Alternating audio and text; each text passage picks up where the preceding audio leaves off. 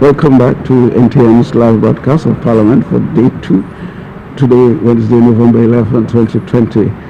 This is the after-lunch session about to commence. I'm Prime Minister Hutchinson, and this morning, before the lunch and interval, the session, there were presentations by the MP for Library, the Honorable Alva Baptist, the MP for Suffrey, the Honorable Harold Stanislas, and the Prime Minister, Honorable Alan Shasney. The motions debated yesterday leading to today's parliamentary session as follows. Be it resolved that Parliament authorizes the Minister of Finance to borrow an amount of $30 million from the Caribbean Development Bank, consisting of a special funds resources portion in the amount of $10,800,000 and an early capital resource portion. The session is about to commence. The Sergeant at Arms will let the Speaker of the House has made his entrance to commence the after-lunch session parliamentary debate for today, Wednesday.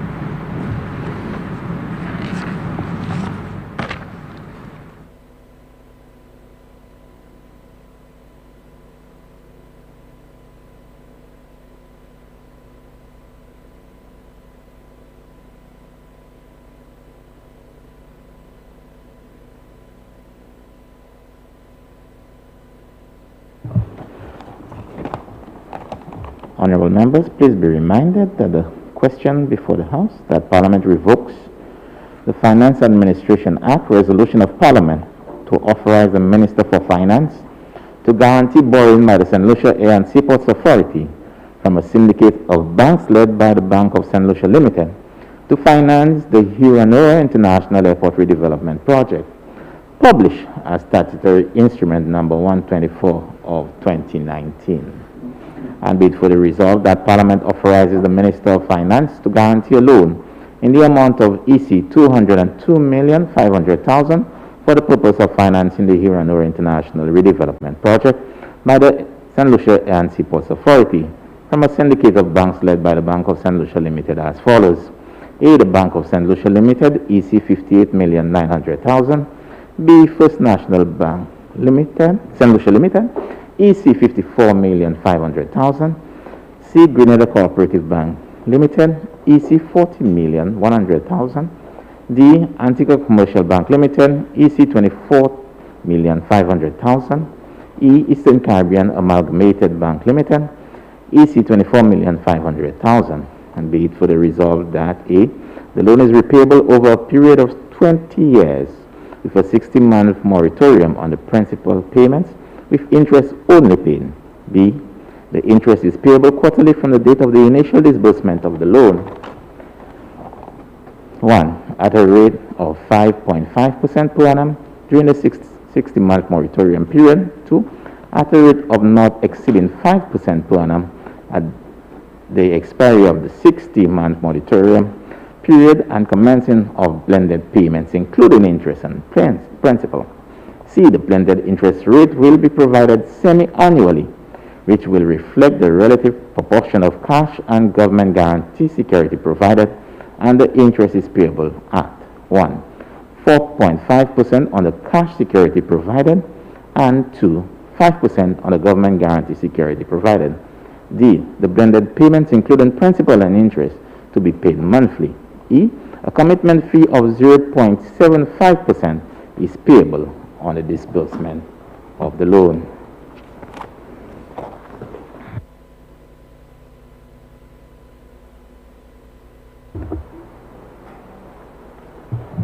Leader of the Opposition.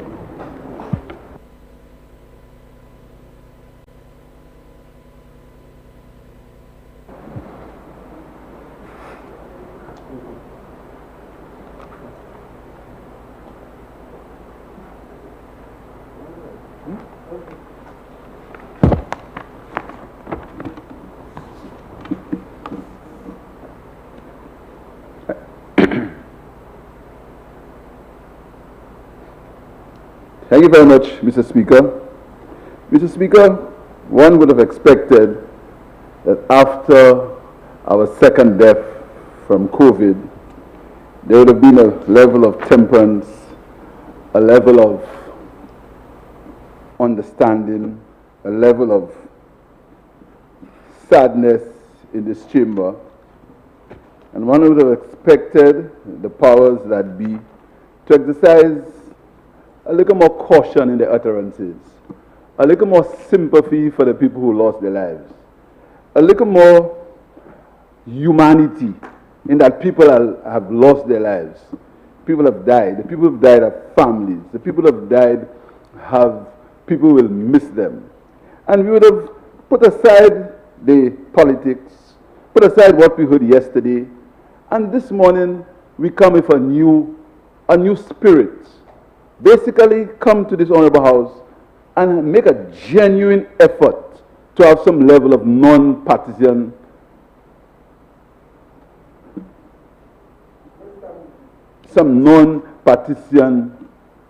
discussion, Mr. Speaker. I haven't spoken this morning. It's the first time I'm speaking. I didn't speak before. So one would expect, Mr. Speaker, that after what we heard yesterday was, to say the least, Mr. Speaker, not even worthy of response. The same old thing will come after every discussion. After I speak today, I'm going to hear the same thing I heard yesterday. But, Mr. Speaker, a few things I think I should clear. Number one is about the Public Accounts Committee, the PAC.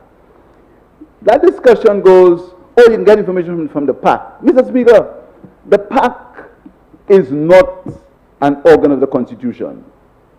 The PAC operates under Section 68 of the Standing Orders of this Honorable House. And I know you are familiar, Mr. Speaker, but for the people who deliberately say these things in order to give the false impressions, if you allow me, Mr. Speaker, do you mind if I read Section 68 of Standing Orders, or you are well familiar with it? I could thank you, Mr. Speaker.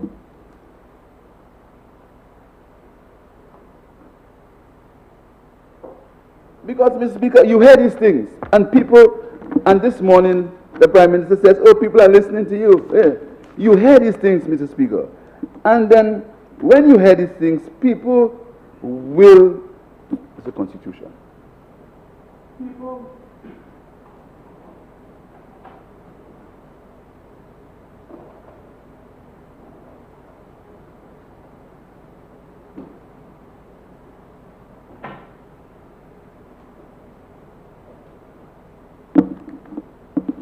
Mr. Speaker, Standing Order 68, the standing orders of this Honorable House. The Public Accounts Committee shall have the duty of examining the accounts showing the appropriation of the sums granted by the legislature to meet public expenditure. Such other accounts as may be referred to the committee by the House or under any law. The report of the Director of Audit on any such accounts. That is the role of the Public Accounts Committee. So when you have people glibly come here and say, you are chairman of the Public Accounts Committee, you can find out what you want, Mr. Speaker. This is just another instance of bending the truth for political reasons. Nimak, Mr. Speaker. The honorable leader of the opposition, the member for Denry North, was fired by the United Workers' Party, was fired by the United Workers' Party because when he... Point of order, sorry. Mr. Speaker, the member is responding to issues that happened in the previous debate in a new debate. There's a new bill before the House. How is the member going to respond without even making reference to the bill that is before us and talking about what was spoken about after he made his contribution in the first debate on the previous bill? Honorable Member, just to respond to you,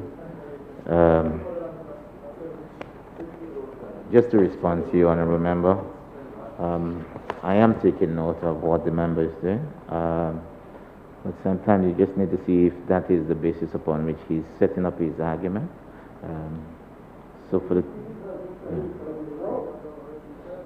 Mr. Speaker, thank you, Mr. Speaker. Mr. Speaker, I am setting up, my argument is based on the fact that I have no power or authority to find out from the government things that they do in the financial management of the country unless I do it in this house, and I cannot do it through the PAC. That's the basis of my bringing of the PAC, Mr. Speaker. But NIMAC, Mr. Speaker, this morning, Mr. Speaker, NIMAC, the member for Soufrière, in his usual attacks on me, made a point about NIMAC. But if he doesn't know, let me tell you something, Mr. Speaker. When the member for Castries North was leader of the opposition, Mr. Speaker, I'm standing on a fired point him, of Mr. order Speaker, again, because Honourable- he went to a NIMAC meeting. Honourable member. Mr. Speaker. Again, he's indicating a point of order. This is a debate that took place on a bill that has passed, and the member is responding to issues in the bill of the previous debate. The motion of the previous debate was closed and passed. So if new matters come up that the member wants to respond to, he can. But the only person who has spoken on the new bill motion that is before the House is the Prime Minister. The member for Soufrière has not spoken.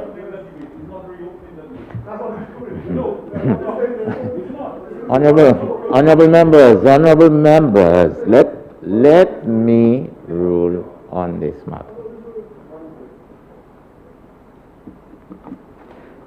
Member is the first presenter on this resolution. It is in my purview to allow the member to move into his debate, to make his presentation on this matter. Everybody may have a one style or the other. I'm just trying to assess where the member is, honourable member. One style or the other as to the way they make their presentation. I'm going to so assess it, and as I said, I will so take it out if I have to.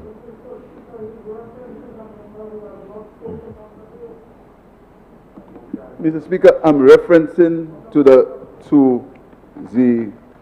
Let me put it there. Yes, but you must remember now that we are now on the resolution for the airport. Yes, so Mr. Speaker. Whatever presentation that you make, it must come back to this. So I'm not telling you don't take your style of how to do it, but it must be tied to that motion. Continue, Honourable. Mr. Speaker, we are borrowing $200 million in times of COVID, Mr. Speaker, and in times when there will be a NIMAC meeting on Friday. And Mr. Speaker, I attended one NIMAC meeting, and I allowed a representative of mine who I have full faith and confidence in, who is qualified. He's a quality surveyor. He's a social affairs expert. He deals with social matters, Mr. Speaker. He attended the meeting on my behalf. I have full confidence in him because I believe in these matters he is competent and he should attend for me. And in my role, I have the freedom to ask anyone to attend any meeting on my behalf. When the member for Castries North was the leader of the opposition, he attended a NIMAC meeting with the then Prime Minister, and he was fired because the members of the United Workers' Party thought that he should have brought somebody with him. We do not behave like that in our party, and our party, I have confidence in every member of our party, and I will,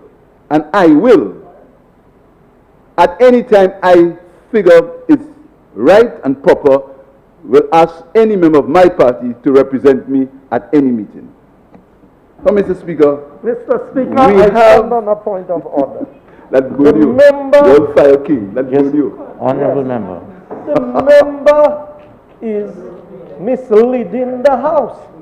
Yeah, that good you. How can you say that the member was fired because he attended a NEMAC meeting. Make him If the member cannot prove what he's saying, then he needs to withdraw. The House is not a place to speculate about what decisions that was made. The amount of things you say already? No, Mr. Speaker, this information cannot go down in the record as a statement of fact that the member was fired because he did not, or because he attended a NEMAC meeting, and that's going to go down in the records of the House. The member for Castries needs to be able to substantiate the information that he is given there. Look at the member for Barbados. Honorable members, honorable members,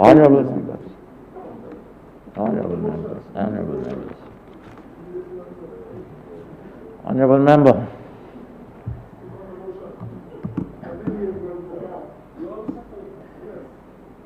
To say that the member was fired may be a very strong language Yes, Mr. to use. He was relieved of his duties. And to say that he was fired because of attending a NEMAC meeting is a very strong, It is, Mr. Speaker. very strong language. If you're going to keep it, I would suggest that somehow you rephrase that statement. Okay, thank you, Mrs. Speaker.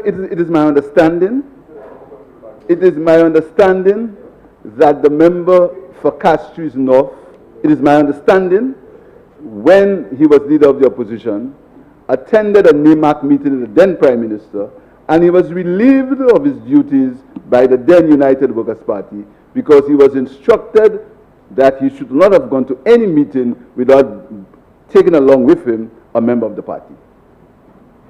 Mr. Speaker, standing in point of order, I refuse to accept that explanation. He has no idea what conversations took place between the then leader of the opposition and the party, and I can say that categorically what he said is false.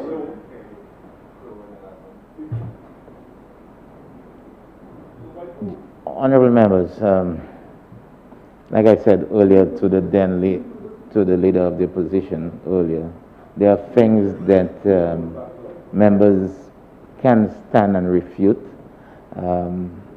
The rephrasing of the statement, I believe, is palatable, and that is fine. Now let's move on, Honorable Leader of the Opposition. Get to the... Thank you very much, Mr. Speaker.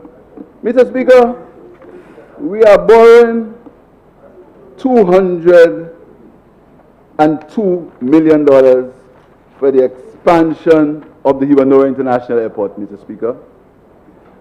And, Mr. Speaker, this is actually a guarantee. And this guarantee adds to the national debt of our country. Some time ago, I quoted from a World Bank report that said that borrowings from SLASPA were not subject to a guarantee. Again, I was told that I was misleading the House, and that was not true. Today, in this honorable House, the Minister of Finance stood and he said that this is a guarantee by the government of St. Lucia for SLASPA.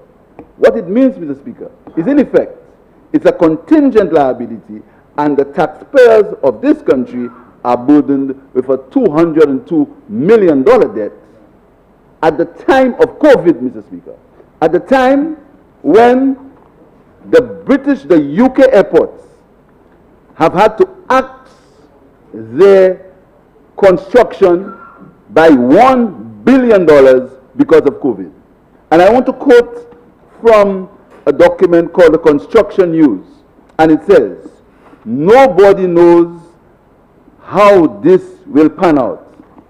There is talk of a return of no return to normality until 2024 to 2025.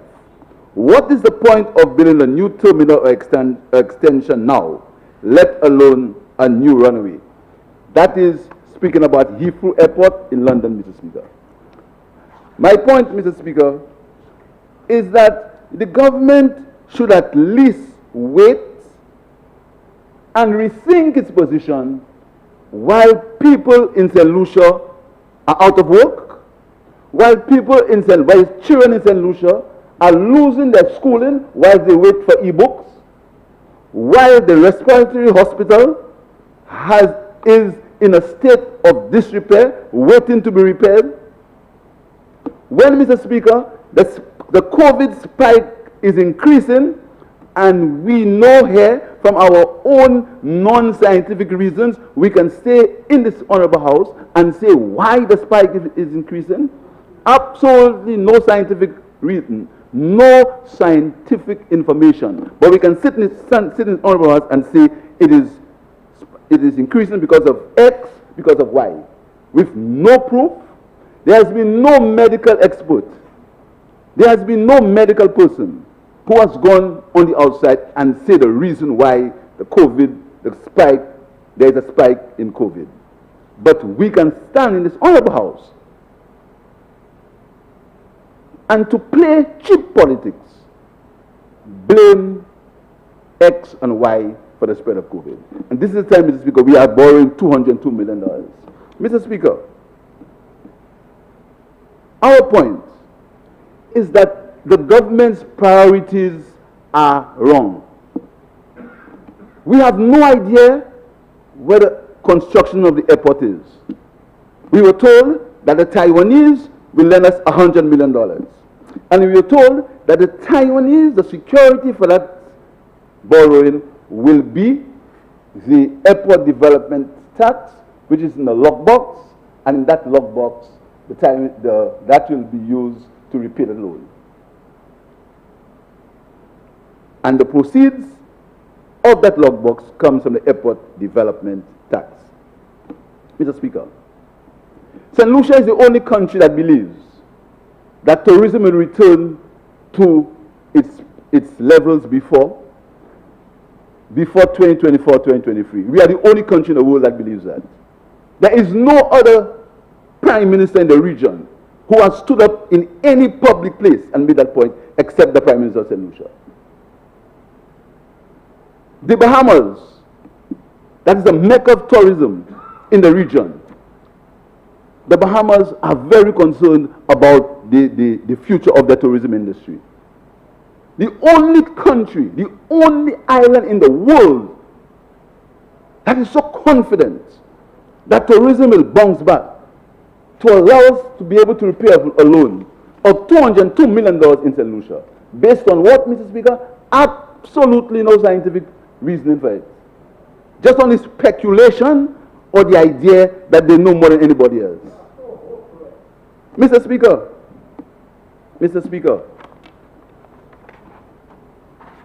this government must tell us in detail what is the arrangement as far as the airport is concerned. How much will the airport cost? Was there a tender for the piling company?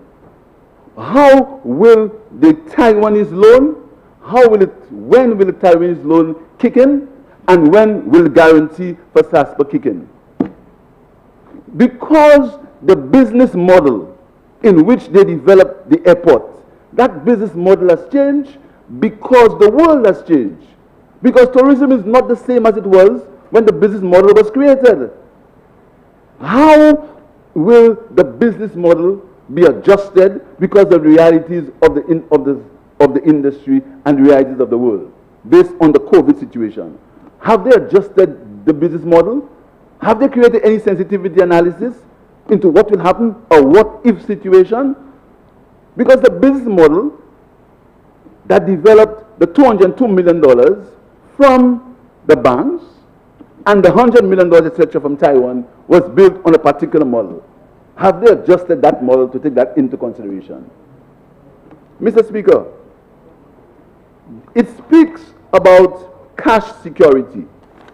If you look at the motion, you'll say it says, in the interest, 4.5% on the cash security provided, Mr. Speaker.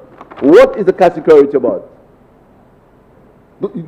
Isn't it important for the Honorable House to know what the cash security is about? Mr. Speaker, the Prime Minister said that the term sheet changed. So I must just come and hear the Prime Minister's term sheet and believe the Prime Minister. And just take it because he said it. He said the term sheet change, the term sheet change. You see, the Prime Minister could not put the term sheet as a document of the House. So we can see why it changed, we can see why it changed, and we can see why that has come here for a second time. I mustn't ask these questions because he said so. And because he has the power, he can stand up and say whatever he wants. I cannot ask him that question, Mr. Speaker. And I must be abused because I asked that question. Shouldn't the term sheet of the loan be a document of the House? Why? I just have to take the Prime Minister's word for it? So what are you doing then? You're not asking that question? Mr. Speaker, we have to ask ourselves, Mr. Speaker, what is the cash security about? What's it about? Where will the cash, what's the cash security? What's it? Is it part of the logbox? Yes, they ask, what is in the logbox? I'm asking today, what's in the logbox? How much is in the logbox today? Not how much is there last year, how much is it today? How much is in the logbox today? I need to find out, Mr. Speaker. Mr. Speaker, I will not be quieted. I will not be made to shut up. Never. In spite of what they say or do or try, I will not be made to shut up in this honorable House. So you can abuse me, you can do whatever you want, I will not be kept quiet in this honorable House, Mr. Speaker. My 25 years, which I'm proud of, that the people of Cassis East gave me, Mr. Speaker, they sent me in this honorable House to make a contribution, and I will make it, and I will be heard. Mr. Speaker, I have to ask the question, was there any tendering for the airport?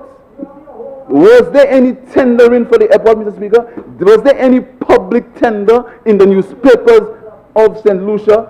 Was there any public tendering in the newspapers of St. Lucia that the public now is being asked to guarantee $202 million? Was there any public tendering? Did we see in any newspaper? Mr. Speaker, if there was in a newspaper, I stand corrected.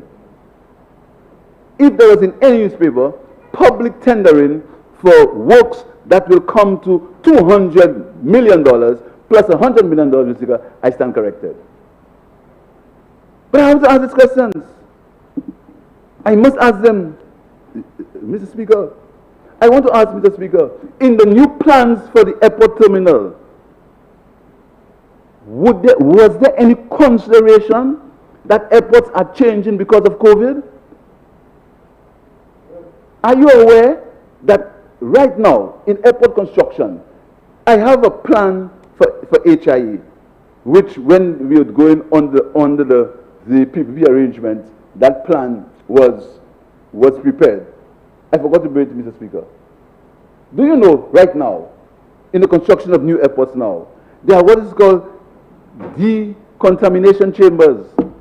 There are all sorts of different technologies because of COVID, Mr. Speaker. It's only in St. Lucia we believe we have a government that was well prepared for COVID, you know. Only St. Lucia, no else. The whole world wasn't prepared for St. Lucia except St. Lucia. The whole world was not prepared for COVID except St. Lucia. They are the only ones who are prepared because they are bright and they know love St. Lucia. They were prepared, Mr. Speaker. The great United States, yesterday in Dallas, Texas, they had to order some new mugs for dead people, frozen refrigerators as mugs. But here we were prepared here. And when I make the point that we have to constantly understand that we were not prepared and we have to get ourselves in a state of preparation, I'm abused.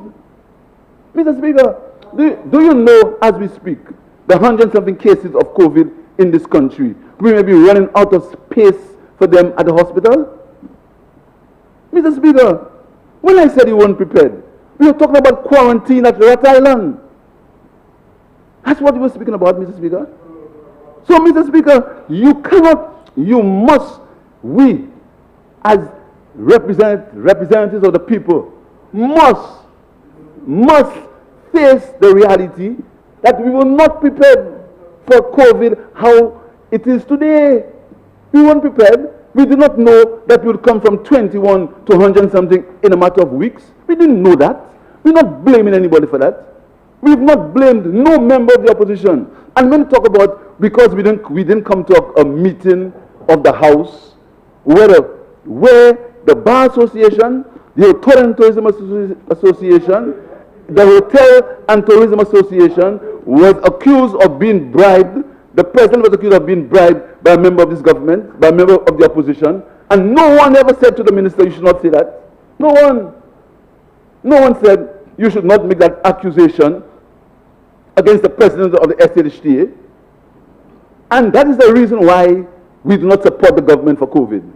Because we thought that there should be more consultation on an important bill, and we walked out. That's the only reason why we didn't support the government on COVID, Mr. Speaker. When every public statement I have made... Come back, Mr. You trying to move away. Mr. Speaker, I believe in equality. I'm not telling you, I'm just saying. And I hope, Mr. Speaker, we get equal treatment, Mr. Speaker. Every public statement I made, I've said to the government, we will get the support of the opposition as far as COVID is concerned. We've never accused the government, ever, Mr. Speaker. But on July the 5th, and July the 6th, on July the 6th on Blazing, and on July the 6th on his Facebook page, the Prime Minister said we're getting ready for elections. He said elections are soon. So who's talking about preparation for elections? He is the one who can call elections. On July the 6th on Blazing Radio, he said elections are soon. And on June the 6th on his Facebook page, he said elections will be here. And they want to try to make St. Lucia great again. But he can say that. He is the Prime Minister. He is the one who calls elections, but we must not prepare. I mean, what kind of logic is that, Mr. Speaker? He can make these statements, but we mustn't prepare. Mr. Speaker, the point, Mr. Speaker, is that we understand that the uncertainty in traveling at this point, the uncertainty with traveling at this point, Mr. Speaker, we have to ask questions when expenditure is being incurred, Mr. Speaker. We have to. We have to, Mr. Speaker. Mr. Speaker, we have to ask questions when you think that the priorities of the government are not right, Mr. Speaker. We have to ask these questions, Mr. Speaker. And Mr. Speaker, if we're talking about diversifying the economy around tourism. Honorable members. We talk about diversifying the economy around tourism, Mr. Speaker. Hotel Chocolat in Soufrière. I don't like to come here, Mr. Speaker, and boast. So I let them try to insult me. I let them try to, because they get kicks by doing that. They get kicks. They feel happy. But Mr. Speaker, Hotel Chocolat in Soufrière. I'm the one who negotiated it together with Ignatius Jean and Felix Finisterre. Hotel Chocolat, where we created the merger between tourism and agriculture. So we know about that. That's nothing new for us. We don't want to do it. And Hotel Chocolat, where they are now, is to create that nexus between the two. So you think I don't understand these things, these issues? But when they come and try to insult you, Mr. Speaker, this government never takes responsibility for anything. And they accuse other people of not taking responsibility. They come here, Mr. Speaker, and they behave as if they found St. Lucia in a mess, a chaos, chaotic, things were bad, and they had a savior, they had a great managers. Mr. Speaker, the evidence does not show that. The evidence is only in their mind. The evidence does not show that this country was in the chaos that this government pretends it was. Mr. Speaker, we're talking about airports. Mr. Speaker, what I'm saying to you, Mr. Speaker, is if this government believes that they should not rethink, I'm not saying stop, rethink. Wait a while. Let's see what's happening to COVID. Let's see the vaccine. But from here alone, they already know that the vaccine will work, you know. They have some bright fellows around them. I don't understand them, They have some geniuses around on that part. They already know the vaccine will work. And they know already that the vaccine will work and tourism will get back. They know it inside there, Brilliant guys, brilliant minds. Because they want to believe that that is what's necessary to win the next general elections. So they call you out first before you call them. They call you out. What they do is they shout it first. They say, you do it, you do it, you do it. Like speaking about saying things about general election speaker. Mr. Speaker, the government has paid operatives on the radio, on the program, daily playing politics, daily. Paid up ministers call that program and politics. But no, they're so good. They know nothing about the country and you want to get COVID alone. And these guys are so bad. You are wicked. And every day, they are paid operatives on the radio. And they call the station, yes, and they play as if it's something that they're doing. Oh yes, mister, how you doing there? Hypocrites. Keeping it real. But keeping it real every day. Pierre, Hilaire, there, every day.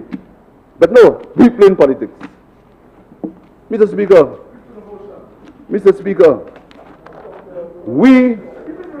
I can say, Mr. Speaker, that you try things that have failed, Mr. Speaker.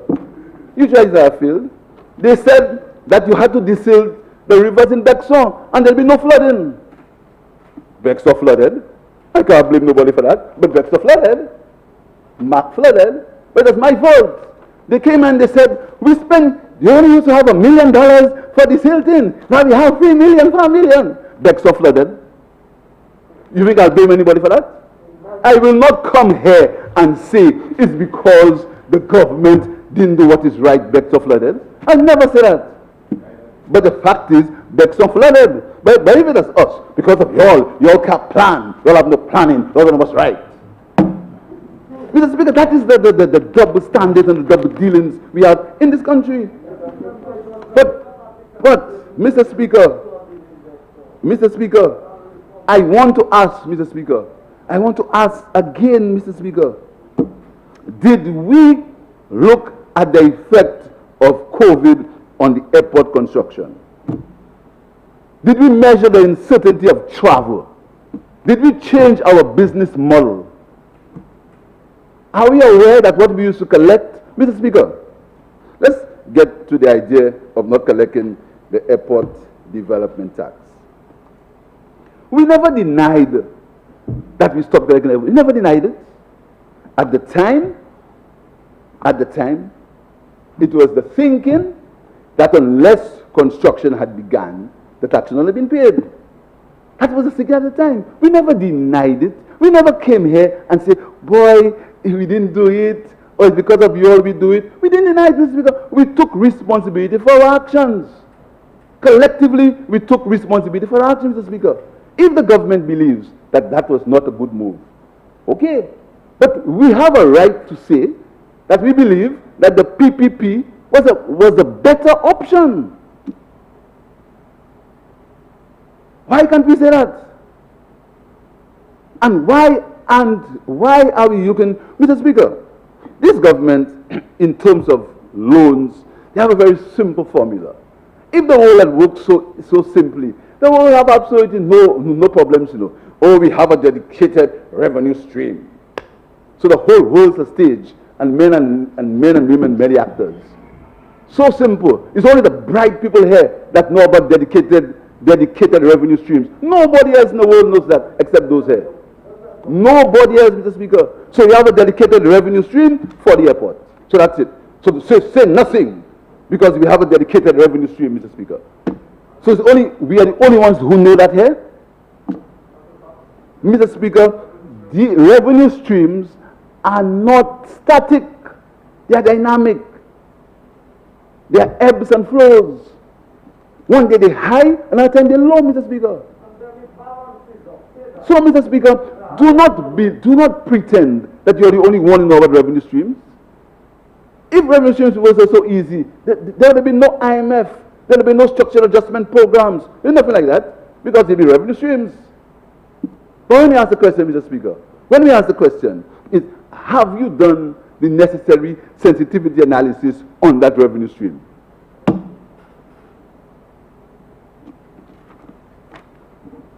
Mr. Speaker, in that loan, Mr. Speaker, the cash security provided, I do not know where the cash security is coming from. Could be coming from the CIP funds, could be coming from the National Economic Fund. I still don't know how much money is in that fund. I know that the payments that are made on the CIP for bonds, which can be used as a cash security, these bonds are still debt. Whether they're debt in the short run or the long run, they are debt. They are on the debt profile of the country. So these bonds, whether they're used in exchange for short term, I'm talking about the cash security, Mr. Speaker, on the loan. That's what I'm speaking about. These bonds that we use, the money we got from these bonds in the CIP, it is said that we're using them nice and straight and professional. We are using them to translate, to change short-term money into long-term money, Mr. Speaker. But they are debt. You still owe it. You have to pay it back. You have to pay it back, Mr. Speaker. So the fact is, it is a debt. So why are you denying it's a debt? It's a debt, Mr. Speaker. It's in part of the debt profile of the government. So I must raise it. I have to raise it. I have to raise it, Mr. Speaker. Mr. Speaker, we are speaking about repayment of cash security, and they made a big hue and cry, and some of them tried to repeat it, that, oh, we're speaking about confidence in the economy, Mr. Speaker. Mr. Speaker, these things, treasury bills, bonds, they are traded differently. Some people buy it locally, some people buy it on the regional securities market. And on the regional securities market is a function of the regional situation. That's what it is. Very simple. Trading on the regional security market is a function of the regional situation in the country, in the region. So if one country is in problems, it has an effect on the regional security market. That is no, you don't have to be, that's nothing to be political about. If you're in the regional security market, so if St. Kitts has a default, or Antigua has a default, or Jamaica has a default, it will impact on you because the confidence in the regional security market has decreased because one country is in default. So your ability to buy and sell on that market is altered because of what's happening in the region, Mr. Speaker. That's all I said. Mr. Speaker, I don't want to deal with anybody, you know. I want to speak about the facts, Mr. Speaker. But they only want to deal with people. Their position, I'll deal with you, I'll deal with you. When they high five, hey, I dealt with them, I dealt with them. That's not about dealing, Mr. Speaker. That's about people's lives and COVID. No, it's not about dealing with anybody. It's about people's lives. It's about using the resources of the country to save us from the situation that we face with COVID. So scoring points to deal with me. I'm not dealing, I don't want to be dealt with. That's the whole object of this exercise, to deal with people. Mr. Speaker, I say again, Speaker, that the government has chosen its path as far as the airport is concerned. They've chosen their path, that is their path.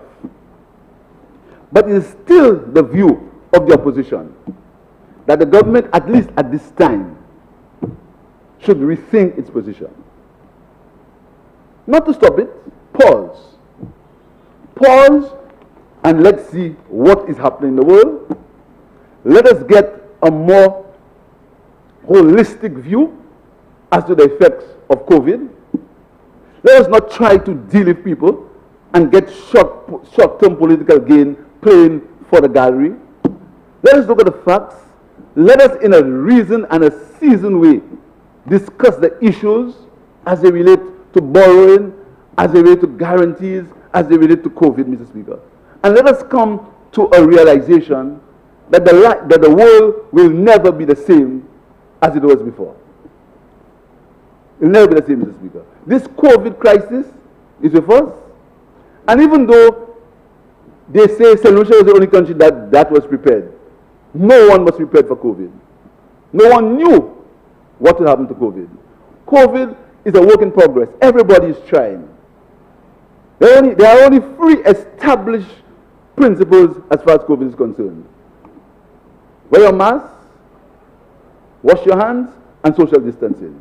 These are the only 3 things that the world has settled as far as COVID is concerned. Anything else is speculation and trying.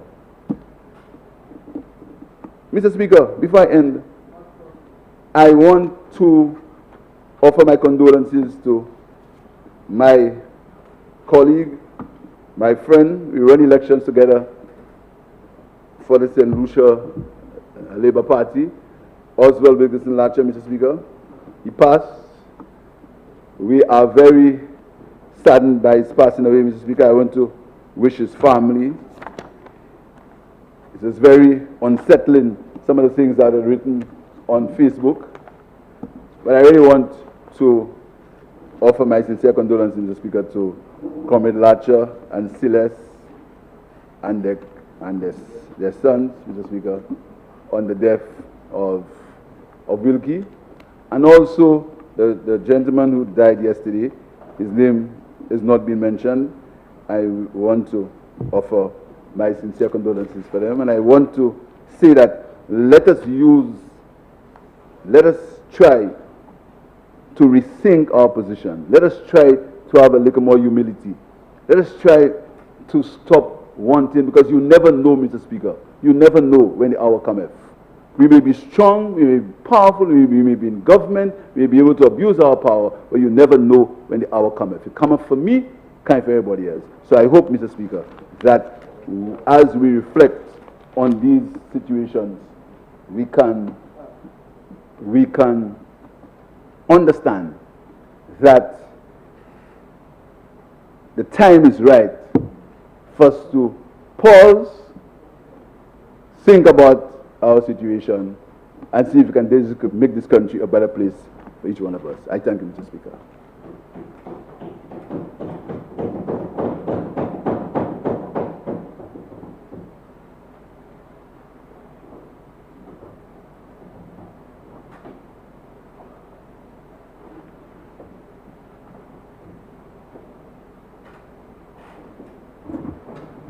Member for Denrenough.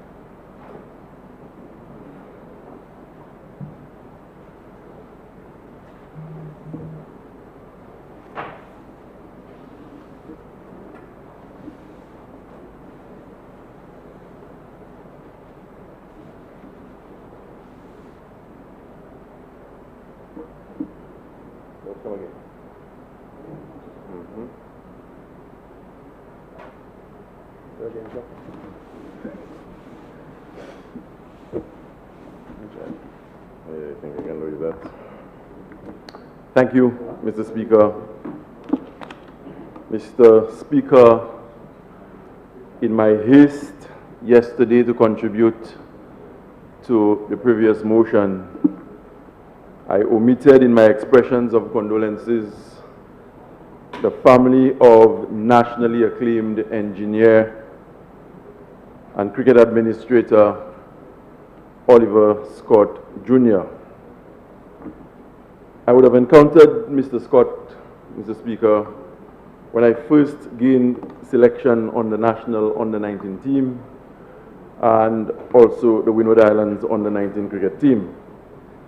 During those days, Mr. Scott was at the helm of cricket administration in our country.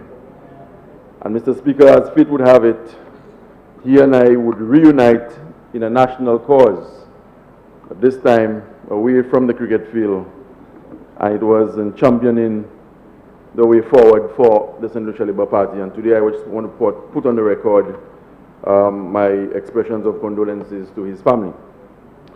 I also want to profit the opportunity, Mr. Speaker, to express condolences to the family of Mr. Wilkie Latcher, who succumbed to illness yesterday. A lot has been written about him on social media, and although my interactions with him were not many, but what I can say, Mr. Speaker, is that he was a wonderful gentleman who served country and community with a passion that was fueled by his love for people. Mr. Speaker, we are here today to debate a motion where the government is guaranteeing a loan for the St. Lucia Air and Seaports Authority, otherwise known as SLASPA.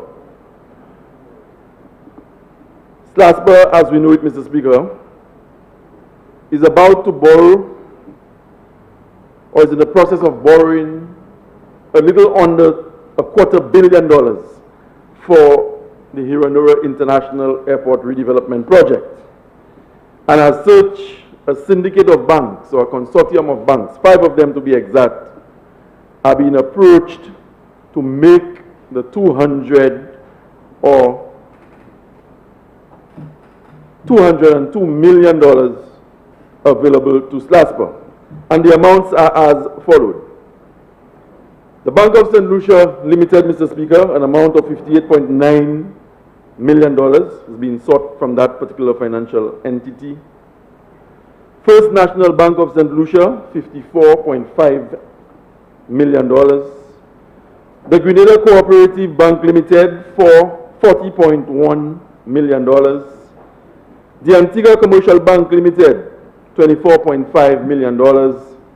And the Eastern Caribbean Amalgamated Bank, $24.5 million.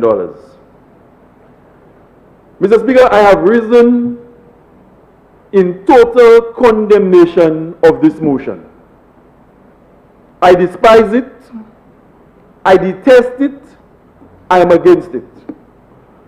And it is with much abhorrence I emphatically denounce this move at this time to borrow $202 million for airport redevelopment. Almost $250 million. At a time when we are faced with unprecedented levels of uncertainty. The fragility of our economy and the Caribbean as a region, Mr. Speaker, is being underscored every day by experts, not just from within the Caribbean, but outside and in the international community. And I think it was a member for SUFRE this morning who said, Mr. Speaker, when examined closely, the situation is even more acute for small island developing states like St. Lucia. And Mr. Speaker, it is against that backdrop that I have serious difficulty lending support to this motion in its current form. And the leader of the opposition before me made the point. Yes, we all at previous sittings have agreed that the airport in Viewport needs redevelopment. There is no question about that. The Hiranura International Airport, Mr. Speaker, in its current form, does not meet the needs of this country as an airport is supposed to. But Mr. Speaker, a lot has been said about this airport in this parliament and elsewhere. And very, very few, if any other project, has had such a long gestation period. At least 3 administrations have attempted to resolve the problem of an airport that is inadequate. And Mr. Speaker, it has been the subject of much controversy, and like, if I should resort to aviation jargon like my colleague from Library, Mr. Speaker, like a malfunctioning aircraft, it has failed to take off after numerous attempts. Nobody comes to your country because you have a nice airport. Nobody comes to your country because they've compared your airport with that of another destination, and because your airport is superior in terms of design and capacity, that is the factor that will determine whether you are chosen as a destination over another, Mr. Speaker. But the airport is necessary, as I said. And I agree, Mr. Speaker, it should not be out of character with what we present as a tourism destination. And Mr. Speaker, it should reflect what we offer. We all have agreed, as I said, Mr. Speaker, that what passes for an airport in 2020 in this country is inadequate. And so there is need, once again, Mr. Speaker. Mr. Speaker, I'd like to be heard in silence, please. We all have agreed, Mr. Speaker, that the airport needs redevelopment. But today we are saying, Mr. Speaker, that not on the scale that this administration is pursuing the project. I cannot cross the Badlil, Mr. Speaker, in this COVID period and take my rightful place in the parliament of this country and lend support to this particular motion in its current form. This needs to be revisited, Mr. Speaker. The quantum of money being quoted here is too much at a time when we are being told, Mr. Speaker, that the country is broke. COVID has forced countries all over the world to reprioritize and re-examine how they approach their development agenda. And Mr. Speaker, you would have thought that after the admission has been made by the Prime Minister himself that the country is broke, and the member from Soufre this morning alluded to the fact that the revenue streams have not been performing as they're supposed to, that the government in its wisdom, Mr. Speaker, would have said, yes, we are going to proceed with the airport, but we need to scale down. I have a serious discomfort, Mr. Speaker, with the financing modality. The St. Lucia Labour Party administration, of which I was part between 2011 and 2016, proposed a PPP arrangement, a public-private partnership, Mr. Speaker. And I believe that was more beneficial to St. Lucia as a financing modality than to guarantee a loan of almost $250 million for SLASPA for airport redevelopment. Our current circumstances, Mr. Speaker, cannot give justification to the quantum that is being invested in the airport at this particular point in time. Mr. Speaker, all over the world today, the PPP modality is the preferred approach to airport financing, whether it is to construct new airports or to run airports that have already been constructed. You heard the leader of the opposition citing the example in the UK. Heathrow, one of the busiest airports in the world. The UK government is literally moving away from responsibility for the day-to-day running of the Heathrow Airport.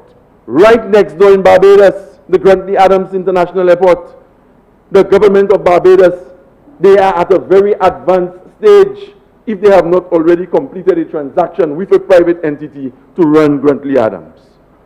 But at the time, Mr. Speaker, when everybody is resorting to the PPP arrangement as the preferred modality, the government of St. Lucia, Mr. Speaker, continues to entertain thoughts of taking a loan of almost $250 million for airport redevelopment.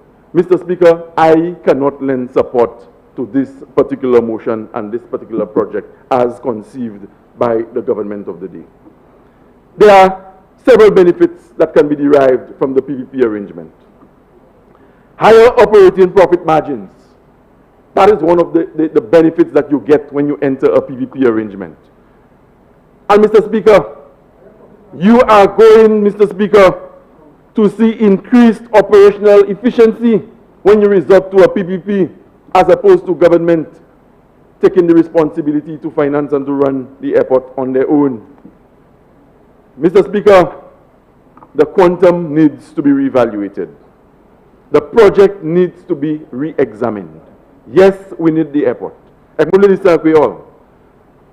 Moi pas à venir ici en Caille Constitue Jordi, Mr. Speaker. Et puis représenter Jordan Renoff qui voulait moi pour parler et puis dire ces bagages là que yo ka wè ko gouvernement ka kouy pays. Et pour moi tout ici et puis supporter gouvernement ka prend en loan of presque $1 billion, Mr. Speaker, pour ranger un airport. Oui, nous les façades ça là nous sommes d'accord that airport là a besoin de travail. Et puis quand il est, il pas qu'à sauver cette liste qu'on est supposé. Et nous d'accord, oui, c'est pour nous faire travailler à l'airport là. Mais nous avons dit, Mr. Speaker, that nous pas à supporter quantité d'argent qui a tapé dépensé en l'airport ça là actuellement. Le gouvernement même qu'a dit nous, la pas l'argent pour faire un pile bagaille.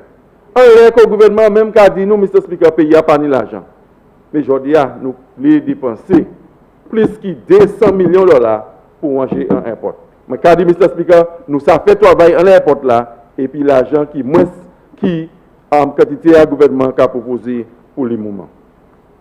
And what about this loan in relation to our debt profile, Mr. Speaker? What about this loan in terms of it being a contingent liability? How does it impact our capacity to borrow moving down the road, Mr. Speaker? These are very uncertain times for St. Lucia and the rest of the Caribbean. Today, you might be in a particular situation, Mr. Speaker, where you believe you have the latitude, you have the capabilities, you have the resources, human and otherwise, to get things done in your country. And because you occupy the seat of government today, Mr. Speaker, it does not mean that you will always have the capacity when situations come knocking at our door. It is not just the government and their supporters who will have to bear the burden, Mr. Speaker. The situation is a very delicate one, and it calls for all St. Lucians, Mr. Speaker, irrespective of your political persuasion, to pay attention to what is happening in this country. We did not see COVID coming, Mr. Speaker. And because of the smallness of our country, we may not always be in a position to respond or be able to deal with the shocks that come our way as a result of what happens on the global stage. And that is why we have to proceed with caution. But Mr. Speaker, you would have heard that when we come here and we present an alternative view, this is justification for us to be called names, for all kinds of unsavory labels to be ascribed to us. Mr. Speaker, the government needs to re-examine its priorities where this is concerned.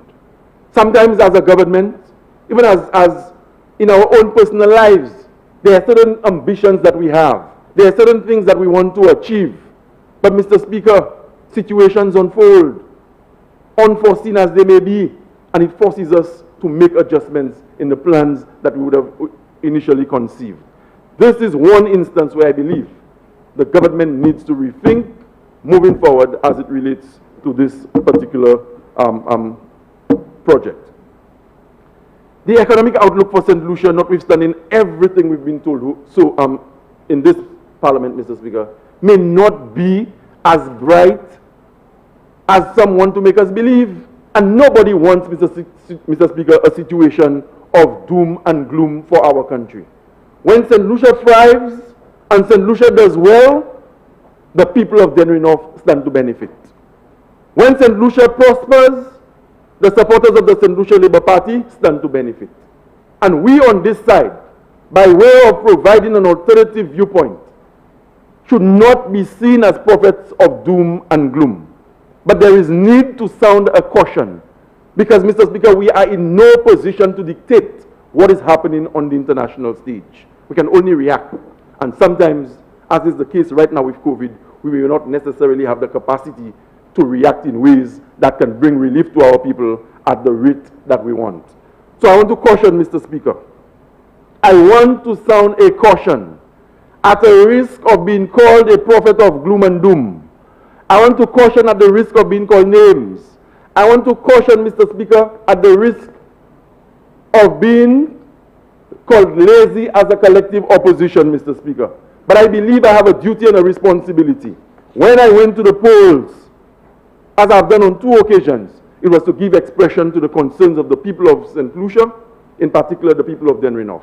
And Mr. Speaker, when I believe that there is need to sound a caution in relation to a particular government initiative, I will never, Mr. Speaker, allow the opportunity to pass by and not say what I believe would be in the best interest of this country. Mr. Speaker, I would have been happy today to stand here and support guarantees for loans taken by this government, but not to the tune of almost $250 million in the immediate aftermath of COVID. And I'm not even sure that we are in the aftermath. The situation is still very fluid. Things are unfolding. New challenges are emerging. And this morning you heard the Prime Minister calling on the opposition, calling on all St. Lucians to play their part. And by standing here today and saying to the government, and by extension the people of St. Lucia, that this is ill-advised at this time, I am playing my part, Mr. Speaker. And there must always be opportunities and room for ideas to contest, as I've said before, and for us to present our points of view. I would have supported a guarantee of a loan today for the refurbishment and subsequent reinstatement of the Larissus Health Center in Dennery North, Mr. Speaker. I would have supported that, because when that particular facility was gutted by fire, Mr. Speaker, some years ago, I know what that could have done and the impact it would have had on the people of my constituency. And yes, Mr. Speaker, when fire gutted the facility, it was during the reign of the St. Lucia Labour Party administration on the eve of elections 2016. But we placed in the budget, it was a grant amount, Mr. Speaker, from the Republic of China, Taiwan. Money was there, available, for the refurbishment and reinstatement of that facility, but it did not happen. And today, Mr. Speaker, particularly on a Tuesday, when you drive through constituency, on the main clinic day, considering the Richmond Health Center is out of commission, you should see people under the bus shelter taking cover from the elements. And I'm supposed to come here and say that $202 million for an airport ought to be priority. And as I've said consistently, I'm not against airport redevelopment. I think it's necessary. But we need to review the quantum, the amount that we are putting forward for this particular project. I would have been happy today, Mr. Speaker, in this post-luncheon period of the Parliament, to support a guarantee of a loan for any statutory corporation that can source laptops and other smart devices for the children of St. Lucia. And this morning I learned for the first time that the NTRC has been engaged in that respect. When we first initiated the laptop program, we started with third form students, Mr. Speaker. But, Mr. Speaker, the situation that is before us, nobody saw it coming. Nobody knew prior to January, or even March for that matter, that our school children would have been at their homes and instruction was going to be delivered to them in a virtual setting. We did not know that, and that is not the government's fault. That is nobody's fault. But I'm saying today, in light of this reality that is confronting us, Mr. Speaker, I would have had absolutely no reservation to stand in this honorable house and give support to a guarantee of a loan to any statutory entity, whether it's NTRC or any other, to get monies to procure smart devices and laptop computers for the children of St. Lucia. I would have been equally happy to stand here in this Parliament. I would have voted with the government on a motion to guarantee a loan for the various banana companies to keep such a vital industry going, Mr. Speaker, at a time when the industry is nearing collapse. I would have supported a guarantee of any amount to salvage the Fish Marketing Corporation, because I see every day what fishers have to go through when they leave their homes, Mr. Speaker, at 5 in the morning, 4 in the morning, to go on the high seas, come back to shore at 6, 7 o'clock in the evening, and then they have to take that fish, put it on the back of a pickup, and they're driving, traversing every little rural community, trying to get a sale, Mr. Speaker. And when they can't get to sell, they virtually give it away for absolutely nothing.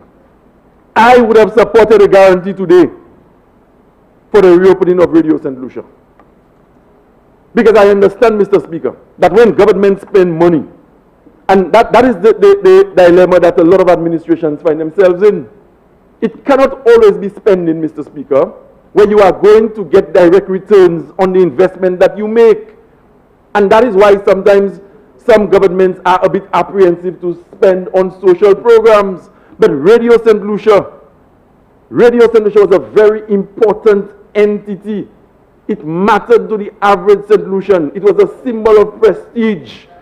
And it is something, Mr. Speaker, that we cherished very much, Mr. Speaker. So when today, Mr. Speaker, I am being asked to come here and lend support to a guarantee of a loan of $202 million for SLASPA, Mr. Speaker, I have great difficulty doing that.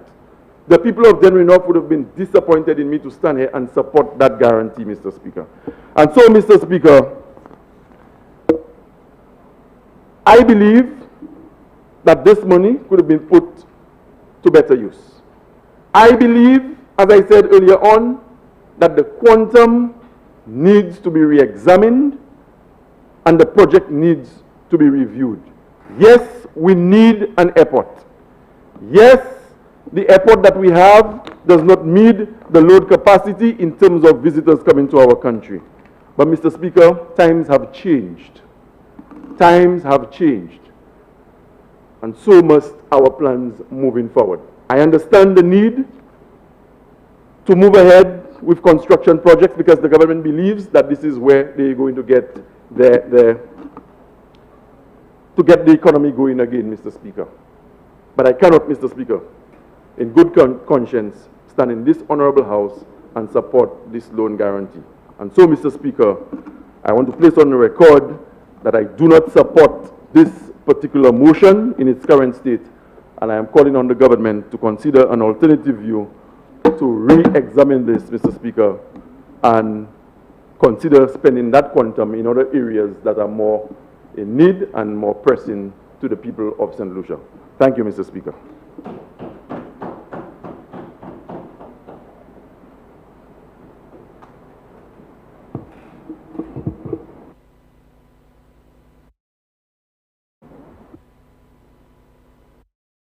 Honorable Prime Minister.